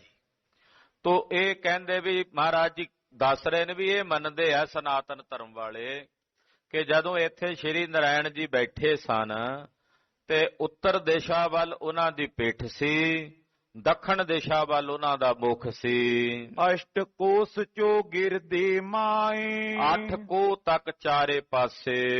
ਮਦ ਥਾਨ ਭਗਵਾਨ ਸੁਆਹੇ, ਵਿਚਕਾਰ ਭਗਵਾਨ ਜੀ ਦੀ, ਸ਼੍ਰੀ ਨਾਰਾਇਣ ਜੀ ਦੀ ਥਾਂ ਹੈ। ਸੋ ਥਲ ਇਹ ਥਨੇਸਰ ਜਾਨੋ, 8 ਕੋਹ ਚਾਰੇ ਪਾਸੇ ਲਾ ਕੇ ਕੁੱਲ ਜਗ੍ਹਾ ਹੋ ਗਈ 48। ਇਉਂ ਕਹਿੰਦੇ ਸਾਰੇ ਪਾਸਿਓਂ, ਕਹਿੰਦੇ ਇਹ ਜਗ੍ਹਾ ਸਾਰੇ ਪਾਸੇ ਫੈਲ ਗਈ। ਮਹਾ ਮਹਾਤਮ ਹਿਰਦੈ ਪਰਮਾਨੋ, ਮਹਾਰਾਜ ਜੀ ਕਹਿੰਦੇ ਇਹਨੂੰ ਪਵਿੱਤਰ ਮੰਨਦੇ ਐ ਔਰ ਸਨਾਤਨ ਧਰਮ ਦੇ ਵਿੱਚ ਇਹਨੂੰ ਉੱਤਮ ਜਾਣ ਕੇ ਪੂਜਿਆ ਜਾਂਦਾ ਹੈ। ਸੁਨ ਸੰਗਤ ਗੁਰ ਬੂਜਨ ਕੀਨੇ, ਜਦੋਂ ਸਤਿਗੁਰੂ ਜੀ ਨੇ ਬਚਨ ਸੁਣਾਏ, ਸੰਗਤ ਨੇ ਸੁਣੇ ਤੇ ਸੁਣ ਕੇ ਕਹਿਣ ਲੱਗੇ, ਇਹਾਂ ਪਰਮੇਸ਼ਰ ਕਿਮ ਆਸੀਨੇ। ਕਹਿਣ ਲੱਗੇ ਮਹਾਰਾਜ ਸਾਨੂੰ ਤਾਂ ਇਹ ਵੀ ਨਹੀਂ ਪਤਾ ਵੀ ਇੱਥੇ ਸ਼੍ਰੀ ਨਾਰਾਇਣ ਜੀ ਬੈਠੇ। ਉਹਨਾਂ ਨੇ ਇੱਥੇ ਆਸਣ ਕਿਉਂ ਲਾਇਆ? ਕਿਉਂਕਿ ਅੱਗੇ ਕਥਾ ਵਿੱਚੋਂ ਕਥਾ ਚੱਲਣੀ ਹੈ ਫਿਰ, ਕਿ ਇੱਥੇ ਇਹ ਮੰਨਦੇ ਆ ਵੀ ਸ਼੍ਰੀ ਨਾਰਾਇਣ ਜੀ ਇੱਥੇ ਬੈਠੇ ਚੌਂਕੜਾ ਲਾ ਕੇ। ਉਹ ਇੱਥੇ ਹੀ ਕਿਉਂ ਬੈਠੇ ਚੌਂਕੜਾ ਮਾਰ ਕੇ? ਇੱਥੇ ਹੀ ਕਿਉਂ ਆਸਣ ਲਾਇਆ ਉਹਨਾਂ ਨੇ? ਕੋ ਕਾਰਨ ਪਾ ਵਰਣਨ ਕਰੀਏ, ਇਹਦਾ ਕੀ ਕਾਰਨ ਹੈ ਮਹਾਰਾਜ? ਉਹ ਵਰਣਨ ਕਰਕੇ ਉਹ ਵੀ ਸਾਨੂੰ ਸੁਣਾ ਦਿਓ। ਸਭ ਸਿੱਖਨ ਕੀ ਇੱਛਾ ਪੁਰੀਏ, ਸਾਡੇ ਸਾਰੇ ਸਿੱਖਾਂ ਦੀ ਇੱਛਾ ਹੈ, ਜਾਣਨੇ ਦੀ ਜਗਿਆਸਾ ਹੈ। ਆਪ ਜੀ ਕਿਰਪਾ ਕਰਕੇ ਸਾਡੀ ਸਾਰਿਆਂ ਦੀ ਇੱਛਾ ਪੂਰਨ ਕਰ ਦਿਓ। ਭੂਤ ਭਵਿਖ ਤੀਨੋਂ ਕਾਲ, ਮਹਾਰਾਜ ਤੁਸੀਂ ਭੂਤ ਭਵਿਖ ਵਰਤਮਾਨ ਇਹ ਜਿਹੜੇ 3 ਕਾਲ ਹਨ, ਰਾਵਰ ਕੋ ਸਭ ਗਿਆਤ ਵਿਸਾਲ। ਤੁਸੀਂ ਤਾਂ 3 ਕਾਲਾਂ ਦੇ ਗਿਆਤਾ ਹੋ ਮਹਾਰਾਜ, 3 ਕਾਲਾਂ ਦੇ ਗਿਆਤਾ ਹੋ। ਪਹਿਲਾਂ ਕੀ ਹੋਇਆ ਉਹ ਵੀ ਜਾਣਦੇ ਹੋ, ਹੁਣ ਕੀ ਹੋਵੇਗਾ ਉਹ ਵੀ ਜਾਣਦੇ ਹੋ, ਆਉਣ ਵਾਲੇ ਸਮੇਂ 'ਚ ਕੀ ਵਰਤਣਾ ਤੁਸੀਂ ਉਹ ਵੀ ਜਾਣਦੇ ਹੋ। ਤੁਸੀਂ 3 ਕਾਲਾਂ ਦੇ ਗਿਆਤਾ, ਤ੍ਰਿਕਾਲਦਰਸ਼ੀ ਸੁਆਮੀ ਹੋ। ਸ਼੍ਰੀ ਗੁਰੂ ਅਮਰਦਾਸ ਸੁਖ ਰਾਸ, ਧੰਨ ਗੁਰੂ ਅਮਰਦਾਸ ਸਾਹਿਬ ਜੋ ਸੁੱਖਾਂ ਦੀ ਪੂੰਜੀ ਹਨ, ਸੁੱਖਾਂ ਦੇ ਦਾਤੇ ਹਨ। ਨਿਜ ਦਾਸਨ ਕੀ ਪੂਰਤ ਆਸ, ਆਪਣਿਆਂ ਦਾਸਾਂ ਦੀਆਂ ਆਸਾਂ ਪੂਰਨ ਕਰਨ ਵਾਲੇ ਨੇ ਗੁਰੂ ਅਮਰਦਾਸ ਜੀ। ਆਪਣਿਆਂ ਸੇਵਕਾਂ ਦੀਆਂ ਆਸਾਂ ਪੂਰਨ ਕਰਨ ਵਾਲੇ ਨੇ। ਕਹਿਣ ਲੱਗੇ ਇਤਿਹਾਸ ਪੁਰਾਤਨ, ਸਤਿਗੁਰੂ ਜੀ ਹੁਣ ਉਹ ਸਾਰੀ ਪੁਰਾਤਨ ਕਥਾ ਕਿਵੇਂ ਇੱਥੇ ਸ਼੍ਰੀ ਨਾਰਾਇਣ ਨੇ ਡੇਰਾ ਕੀਤਾ, ਇਹ ਕਥਾ ਕਲਗੀਧਰ ਜੀ ਨੇ ਵੀ ਲਿਖੀ ਹੈ, ਸੁਆਮੀ ਸ੍ਰੀ ਗੁਰੂ ਗੋਬਿੰਦ ਸਿੰਘ ਸਾਹਿਬ ਜੀ ਨੇ ਦਸਮ ਬਾਣੀ 'ਚ ਬਚਿੱਤਰ ਨਾਟਕ ਵਿੱਚ। ਤੋ ਇੱਥੇ ਵੀ ਉਹ ਕਥਾ ਆ ਰਹੀ ਹੈ। ਇਹ ਪੁਰਾਤਨ ਕਥਾ ਜਿਹੜੀ ਹੈ ਉਹ ਹੁਣ ਗੁਰੂ ਅਮਰਦਾਸ ਜੀ ਕਹਿਣ ਲੱਗੇ। ਜਿਮ ਕੀਨੋ ਸ਼੍ਰੀ ਪ੍ਰਭੂ ਸਨਾਤਨ, ਕਹਿੰਦੇ ਜਿਵੇਂ ਸਨਾਤਨ ਧਰਮ ਦੇ ਵਿੱਚ ਇਹ ਮੰਨੀ ਜਾਂਦੀ ਹੈ, ਪੜ੍ਹੀ ਸੁਣੀ ਜਾਂਦੀ ਹੈ। ਸੰਗਤ ਸੁਨੋ ਸੋ ਕਥਾ ਨਾਰਾਇਣ, ਇਹ ਸੰਗਤ ਜੀ ਉਹ ਨਾਰਾਇਣ ਦੀ ਕਥਾ ਜਿਹੜੀ ਸ਼੍ਰੀ ਨਾਰਾਇਣ ਜੀ ਦੀ ਕਥਾ ਹੈ ਉਹ ਹੁਣ ਤੁਸੀਂ ਵੀ ਸੁਣੋ। ਜਿਸ ਤੇ ਹੋਵਤ ਪਾਪ ਪਲਾਇਨ, ਹਰੀ ਦੀ ਕਥਾ ਇਹ ਪਰਮੇਸ਼ਰ ਦੀ ਕਥਾ ਹੈ, ਕਿਉਂਕਿ ਖਾਲਸਾ ਜੀ ਪਰਮੇਸ਼ਰ ਨੇ ਸ਼੍ਰੀ ਨਾਰਾਇਣ ਜੀ ਨੂੰ ਪੈਦਾ ਕੀਤਾ। ਪਰਮੇਸ਼ਰ ਦੀ ਹੀ ਸਾਰੀ ਕਲਾ ਤਾਂ ਅਕਾਲ ਪੁਰਖ ਦੀ ਵਰਤਦੀ ਹੈ ਨਾ। ਤੈਥੋਂ ਹੀ ਬਲ ਰਾਮ ਲੈ ਨਾਲ ਬਾਣਾ ਦੇ ਸਿਰ ਕਾਇਆ, ਤੈਥੋਂ ਹੀ ਬਲ ਕ੍ਰਿਸ਼ਨ ਲੈ ਕੰਸ ਕੇਸੀ ਪਕੜ ਗਿਰਾਇਆ। ਪਰਮੇਸ਼ਰ ਦੀ ਸ਼ਕਤੀ ਸ਼੍ਰੀ ਨਾਰਾਇਣ ਜੀ ਨੇ ਲਈ ਕਿ ਜਦੋਂ ਮੱਧ ਤੇ ਕੈਟਬ ਨਾਮ ਦੇ ਦੋ ਰਾਖਸ਼ ਉਹਨਾਂ ਨੇ ਮਾਰੇ, ਉਹਨਾਂ ਦਾ ਵੱਧ ਕੀਤਾ। ਅਕਾਲ ਪੁਰਖ ਦੀ ਕਥਾ ਹੈ ਨਾ, ਫਿਰ ਪਰਮੇਸ਼ਰ ਕੋਲੋਂ ਹੀ ਸੱਤਾ ਲਈ ਹੈ। ਇਹ ਕਥਾ ਨੂੰ ਸੁਣ ਕੇ ਪੜ੍ਹ ਕੇ ਪਾਪ ਨਸ਼ਟ ਹੁੰਦੇ ਹਨ। ਦੋਹਰਾ ਸ਼੍ਰੀ ਨਾਰਾਇਣ ਹਰ ਪ੍ਰਭੂ ਸੀਜ ਸ਼ੀਕ ਤੇ ਪਾਏ। ਕਹਿੰਦੇ ਸ਼੍ਰੀ ਨਾਰਾਇਣ ਜੀ ਜੋ ਵਿਸ਼ਨੂੰ ਦਾ ਹੀ ਅਵਤਾਰ ਹਨ ਕਹੇ ਜਾਂਦੇ ਹਨ। ਕਹਿੰਦੇ ਸ਼ੇਖ ਦੀ ਸੇਜਾ ਤੇ ਬਿਰਾਜਮਾਨ, ਸੇਖ ਸੇਜ ਪਰ ਸੋਇਬੋ ਕਰੈ। ਕਲਗੀਧਰ ਜੀ ਨੇ ਲਿਖੇ ਨੇ ਬਚਨ ਕਿ ਸ਼ੇਸ਼ ਦੀ ਜਿਹੜੀ ਸੇਜ ਹੈ ਉਹਦੇ ਤੇ ਸ਼੍ਰੀ ਨਾਰਾਇਣ ਹਰੀ ਪ੍ਰਭੂ ਜੀ ਬਿਰਾਜੇ ਹੋਏ ਨੇ। ਸੁਪਤ ਜਥਾ ਸੁਖ ਕਾਲ ਚਿਰ ਜੈ ਜੋਗੀ ਜਨ ਧਿਆਏ। ਬੜਾ ਲੰਮਾ ਸਮਾਂ ਜੋਗ ਨਿੰਦਰਾ 'ਚ ਸੁੱਤੇ ਰਹੇ, ਉਹਨੂੰ ਕਹਿੰਦੇ ਨੇ ਜੋਗ ਨਿੰਦਰਾ। ਕਹਿੰਦੇ ਸ਼੍ਰੀ ਨਾਰਾਇਣ ਜੀ ਸ਼ੇਸ਼ ਦੀ ਸੇਜਾ ਤੇ ਬੜੇ ਲੰਮੇ ਸਮੇਂ ਤੱਕ ਯੋਗ ਨਿੰਦਰਾ ਦੇ ਵਿੱਚ ਸੁੱਤੇ ਰਹੇ, ਜਿਨ੍ਹਾਂ ਨੂੰ ਉਹਨਾਂ ਦੇ ਜੋਗੀ ਜਨ ਧਿਆਉਂਦੇ ਹਨ। ਚੌਪਈ ਪਰਮ ਸਰੂਪ ਤੇਜ ਅਤੁਲਤਾ ਹੈ। ਸ਼੍ਰੀ ਨਾਰਾਇਣ ਜੀ ਦਾ ਸਰੂਪ ਬੜਾ ਸੁੰਦਰ ਹੈ, ਤੇਜ ਅਤੁੱਲ ਹੈ। ਜਿਹੜਾ ਉਹਨਾਂ ਵਿੱਚ ਤੇਜ ਹੈ, ਪ੍ਰਤਾਪ ਹੈ, ਉਹ ਤੋਲਿਆ ਨਹੀਂ ਜਾਂਦਾ। ਬੀਜ ਪੂਤ ਸਭ ਜਗ ਹੈ ਅਤ ਹੈ। ਦੁਨੀਆ ਦੀ ਉਤਪਤੀ ਦਾ ਤੇ ਪਾਲਣ ਦਾ ਜਿਹੜਾ ਤੱਤ ਹੈ ਬੀਜ, ਉਹ ਸ਼੍ਰੀ ਨਾਰਾਇਣ ਵਿੱਚ ਉਸ ਵੇਲੇ ਬਿਰਾਜਮਾਨ ਹੈ। ਨਿਜ ਮੈਂ ਤਰਤੇ ਸ਼ਕਤੀ ਅਨੰਤ। ਸ਼੍ਰੀ ਨਾਰਾਇਣ ਜੀ ਦੇ ਪਾਸ ਬੜੀ ਸ਼ਕਤੀ ਕਹੀ ਜਾਂਦੀ ਹੈ। ਸ੍ਰਿਸ਼ਟ ਸਥਿਤ ਸੰਘਾਰ ਕਰੰਤ। ਕਿਹੜੀ ਸ਼ਕਤੀ ਹੈ ਵੀ ਉਹ ਸ੍ਰਿਸ਼ਟੀ ਨੂੰ ਪੈਦਾ ਕਰਦੇ, ਬ੍ਰਹਮਾ ਹੋ ਕੇ ਵਿਸ਼ਨੂੰ ਬਣ ਕੇ ਪਾਲਦੇ ਔਰ ਸ਼ਿਵ ਜੀ ਬਣ ਕੇ ਸੰਘਾਰ ਕਰਦੇ। ਇਹ ਤਿੰਨੇ ਸ਼ਕਤੀਆਂ ਸ਼੍ਰੀ ਨਾਰਾਇਣ ਵਿੱਚ ਹਨ। ਪਰਮ ਪੁਰਖ ਪਰਮੇਸ਼ਰ ਪੂਰਨ। ਅਕਾਲ ਪੁਰਖ ਵਾਹਿਗੁਰੂ ਜੋ ਪਰਮ ਪੁਰਖ ਪਾਰ ਬ੍ਰਹਮ ਪਰਮੇਸ਼ਵਰ ਹੈ। ਅਨ ਉਪਮਾ ਗਨ ਸ਼ਤਰੂ ਚੂਰਨ। ਉਸੇ ਦੀ ਸੱਤਾ ਪ੍ਰਾਪਤ ਕੀਤੀ ਸ਼੍ਰੀ ਨਾਰਾਇਣ ਜੀ ਨੇ, ਉਸ ਅਕਾਲ ਪੁਰਖ ਦੀ ਜਿਹਦੀ ਉਪਮਾ ਨਹੀਂ ਕਹੀ ਜਾ ਸਕਦੀ, ਜੋ ਸਾਰੇ ਸ਼ਤਰੂਆਂ ਦਾ ਨਾਸ਼ ਕਰਨ ਵਾਲਾ ਹੈ। ਨਿਰਭੈ ਆਨੰਦ ਰੂਪ ਪਰਮਾਤਮ। ਔਰ ਉਹ ਨਿਰਭੈ ਹੈ, ਆਨੰਦ ਰੂਪ ਹੈ, ਪਰਮਾਤਮ ਸਵਰੂਪ ਹੈ। ਹੋਤ ਚਰ ਅਚਰ ਸਭ ਕੋ ਆਤਮ। ਜਿਹੜਾ ਜੜ ਚੇਤਨ ਸਾਰਿਆਂ ਨੂੰ ਚੇਤਨਾ ਦੇਣ ਵਾਲਾ ਸਰਬਾਤਮ ਹੈ। ਜਿਵੇਂ ਕਲਗੀਧਰ ਜੀ ਲਿਖਿਆ ਨਾ, ਸਰਬਾਤਮ ਹੈ, ਉਹ ਸਾਰਿਆਂ ਦੀ ਆਤਮਾ ਹੈ। ਸ਼ਿਆਮਲ ਅਲਸੀ ਕੁਸਮ ਸਮਾਨ। ਉਤੋਂ ਸ਼੍ਰੀ ਨਾਰਾਇਣ ਜੀ ਪੈਦਾ ਹੋਏ। ਸ਼੍ਰੀ ਨਾਰਾਇਣ ਜੀ ਜਿਨ੍ਹਾਂ ਦਾ ਸ਼ਿਆਮਲ ਵਰਨ ਜਿਵੇਂ ਅਲਸੀ ਦੇ ਫੁੱਲ ਹੁੰਦੇ ਐ, ਏਦਾਂ ਦਾ ਕਹਿੰਦੇ ਰੰਗ ਹੈ। ਮ੍ਰਿਦੁਲ ਮధుਰ ਮੁਖ ਤੇ ਮੁਸਕਾਨ। ਬੜਾ ਮਿਰਦਲ ਮਿੱਠਾ ਤੇ ਕੋਵਲ ਮੁਖੜਾ ਤੇ ਸੋਹਣਾ ਸੋਹਣਾ ਮੁਸਕਰਾਉਂਦੇ ਹਨ। ਅਯੁੱਤ ਬਿਲੋਚਨ ਮੁਦਰਿਤ ਕਰੇ। ਚੌੜੇ ਚੌੜੇ ਨੇਤਰ ਨੇ ਜਿਹੜੇ ਸ਼੍ਰੀ ਨਾਰਾਇਣ ਜੀ ਨੇ ਬੰਦ ਕੀਤੇ ਹੋਏ ਨੇ। ਰਤਨ ਤਲਪ ਪਰ ਸ਼੍ਰੀ ਪ੍ਰਭ ਥਿਰੇ। ਔਰ ਕਹਿੰਦੇ ਬਿਰਾਜੇ ਹੋਏ ਨੇ, ਰਤਨਾ ਜੜੀ ਜਿਹੜੀ ਸੇਜਾ ਉਹਦੇ ਤੇ ਲੇਟੇ ਹੋਏ ਨੇ ਸ਼੍ਰੀ ਨਾਰਾਇਣ ਜੀ। ਚੌਂ ਦਿਸ਼ ਮੈਂ ਪਸਰੇ ਹੋ ਜਲ ਜਾਲਾ। ਚਾਰੇ ਪਾਸੇ ਕਹਿੰਦੇ ਪਾਣੀ ਹੀ ਪਾਣੀ ਹੈ। ਅਪਰ ਨ ਕੁਛ ਪਈਤ ਕਿਤ ਪਾਲਾ। ਪਾਣੀ ਤੋਂ ਬਿਨਾ ਕੁਝ ਹੋਰ ਨਜ਼ਰ ਨਹੀਂ ਆਉਂਦਾ, ਜਲ ਹੀ ਜਲ ਸੀ। ਕਰਤਾ ਪੁਰਖ ਇੱਛੇ ਅਨੁਸਾਰੇ। ਕਰਤਾ ਪੁਰਖ ਦੀ ਇੱਛਾ ਦੇ ਅਨੁਸਾਰ। ਕਮਲ ਨਾਭ ਪਾਯੁਤ ਬਿਸਥਾਰੇ। ਕਹਿੰਦੇ ਨਾਭੀ ਵਿੱਚੋਂ ਸ਼੍ਰੀ ਨਾਰਾਇਣ ਦੇ ਕਮਲ ਦਾ ਫੁੱਲ ਪੈਦਾ ਹੋਇਆ। ਜਿਵੇਂ ਮਹਾਰਾਜ ਭਗਤ ਨਾਮਦੇਵ ਜੀ ਦੇ ਬਚਨ ਨੇ ਨਾ, ਪਹਿਲ ਪੁਰੀਏ ਪੁੰਡਰਕ ਵਨਾ ਤਾਚੇ ਹੰਸਾ ਸਗਲੇ ਜਨਾ। ਪਹਿਲਾਂ ਭਗਵਾਨ ਪਰਮੇਸ਼ਰ ਤੋਂ ਪੈਦਾ ਹੋਏ ਵਿਸ਼ਨੂੰ ਸ਼੍ਰੀ ਨਾਰਾਇਣ, ਉਹਨਾਂ ਦੀ ਨਾਭੀ ਤੋਂ ਪੈਦਾ ਹੋਇਆ ਪੁੰਡਰਕ ਕਮਲ ਦਾ ਫੁੱਲ। ਉਸ ਕਮਲ ਦੇ ਫੁੱਲ ਤੋਂ ਪੈਦਾ ਹੋਏ ਹੰਸਾ ਬ੍ਰਹਮਾ ਜੀ। ਇਹ ਪੁਰਾਣਕ ਮੱਤ ਹੈ, ਪੁਰਾਣਾ ਵਿੱਚ ਏਦਾਂ ਕਿਹਾ ਜਾਂਦਾ ਹੈ। ਇਸ ਤੇ ਬ੍ਰਹਮਾ ਉਤਪਤ ਹੋਆ, ਕਹਿੰਦੇ ਉਸ ਕਮਲ ਦੇ ਫੁੱਲ ਤੋਂ ਬ੍ਰਹਮਾ ਜੀ ਦੀ ਉਤਪਤੀ ਹੋਈ। ਨੇਤਰਨ ਤੇ ਜਲ ਜੈ ਕੈ ਜੋਆ। ਜਦੋਂ ਬ੍ਰਹਮਾ ਜੀ ਪੈਦਾ ਹੋਏ ਕਮਲ ਦੇ ਫੁੱਲ ਚੋਂ ਨਾ ਵੇਖਿਆ ਆਲੇ ਦੁਆਲੇ ਜਲ ਹੀ ਜਲ ਹੈ, ਪਾਣੀ ਪਾਣੀ ਦਿਸਦਾ ਚਾਰੇ ਪਾਸੇ। ਤਿਸੀ ਕਮਲ ਕੇ ਥਲ ਕੋ ਪਾਏ, ਉਹਨਾਂ ਨੇ ਉਸੇ ਕਮਲ ਦੇ ਫੁੱਲ ਉੱਤੇ ਹੀ ਆਪਣਾ ਚੌਂਕੜਾ ਮਾਰ ਲਿਆ। ਲੱਗਿਓ ਕਰਨ ਤਪ ਕੋ ਤਪਤਾਏ। ਹੰਕਾਰ ਵਿੱਚ ਆ ਗਏ ਬ੍ਰਹਮਾ ਜੀ, ਬਸ ਮੈਂ ਹੀ ਮੈਂ ਆ। ਆਵਾਜ਼ ਆਈ ਵੀ ਤੂੰ ਨਹੀਂ, ਤੂੰ ਇਸ ਕਮਲ ਦੇ ਫੁੱਲ ਚੋਂ ਬਣਿਆ। ਕਹਿੰਦਾ ਆ ਕਮਲ ਦਾ ਫੁੱਲ ਨਿਕਾ ਜਿਹਾ। ਗੁੱਸੇ ਚ ਆ ਕੇ ਲੱਤ ਮਾਰੀ, ਵਿੱਚੇ ਹੀ ਧਸ ਗਏ। ਜੁਗਾਂ ਤਾਈਂ ਕਮਲ ਦੀ ਫੁੱਲ ਦੀ ਨਾਲ ਚ ਹੀ ਭਟਕਦੇ ਰਹੇ। ਗੁਰਬਾਣੀ ਵਿੱਚ ਇਹ ਪ੍ਰਮਾਣ ਆਉਂਦਾ ਹੈ। ਫਿਰ ਅਰਦਾਸ ਕੀਤੀ, ਵਾਹਿਗੁਰੂ ਮੈਨੂੰ ਇਹਦੇ ਚੋਂ ਬਾਹਰ ਕੱਢ।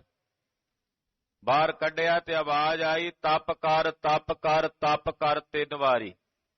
ਉਸੇ ਕਮਲ ਦੇ ਫੁੱਲ ਤੇ ਬਹਿ ਕੇ ਬ੍ਰਹਮਾ ਜੀ ਤਪ ਕਰਨ ਲੱਗੇ। ਉਹਨੇ ਅਕਾਲ ਪੁਰਖ ਇਛ ਠਾਨ, ਕਹਿੰਦੇ ਅਕਾਲ ਪੁਰਖ ਜੀ ਦੇ ਕੋਲੋਂ ਫਿਰ ਸ੍ਰਿਸ਼ਟੀ ਦੀ ਰਚਨਾ ਦੀ ਤਾਕਤ ਬ੍ਰਹਮਾ ਜੀ ਨੂੰ ਪ੍ਰਾਪਤ ਹੋਈ। ਉਧਰੋਂ ਅਕਾਲ ਪੁਰਖ ਦੀ ਹੀ ਇੱਛਾ ਹੋਈ ਤੇ ਅਕਾਲ ਪੁਰਖ ਦੀ ਇੱਛਾ ਦੇ ਨਾਲ ਹੀ ਜਿਹੜੇ ਸ਼੍ਰੀ ਨਾਰਾਇਣ ਜੀ ਲੇਟੇ ਹੋਏ ਸਨ, ਉਹਨਾਂ ਨੇ ਆਪਣਾ ਕੰਨ ਖੁਰਕਿਆ। ਇਹ ਪੁਰਾਣਾ ਦੀ ਕਥਾ ਦੱਸੀ ਜਾ ਰਹੀ ਹੈ। ਉਹਨਾਂ ਨੇ ਕੰਨ ਖੁਰਕਿਆ ਤੇ ਕੰਨ ਦੇ ਵਿੱਚੋਂ ਮੈਲ ਕੱਢ ਕੇ 2 ਵਾਰੀ ਝਟਕ ਕੇ ਬਾਹਰ ਸੁੱਟੀ, ਜਿਹਦੇ ਚੋਂ ਮੱਧ ਤੇ ਕੈਟਵ ਨਾਮ ਦੇ 2 ਰਾਖਸ਼ ਪੈਦਾ ਹੋਏ। ਉਹ ਕਥਾ ਅੱਗੇ ਆਵੇਗੀ, ਆਪ ਜੀ ਅਗਲਿਆਂ ਪ੍ਰਸੰਗਾਂ 'ਚ ਸਰਵਣ ਕਰੋਗੇ। ਗੁਰੂ ਜਸ ਕਥਨ ਕਰਦਿਆਂ ਹੋਈਆਂ ਭੁੱਲਾਂ ਚੁੱਕਾਂ ਦੀ ਖਿਮਾ ਕਰਨੀ ਜੀ। ਵਾਹਿਗੁਰੂ ਵਾਹਿਗੁਰੂ ਵਾਹਿਗੁਰੂ ਵਾਹਿਗੁਰੂ।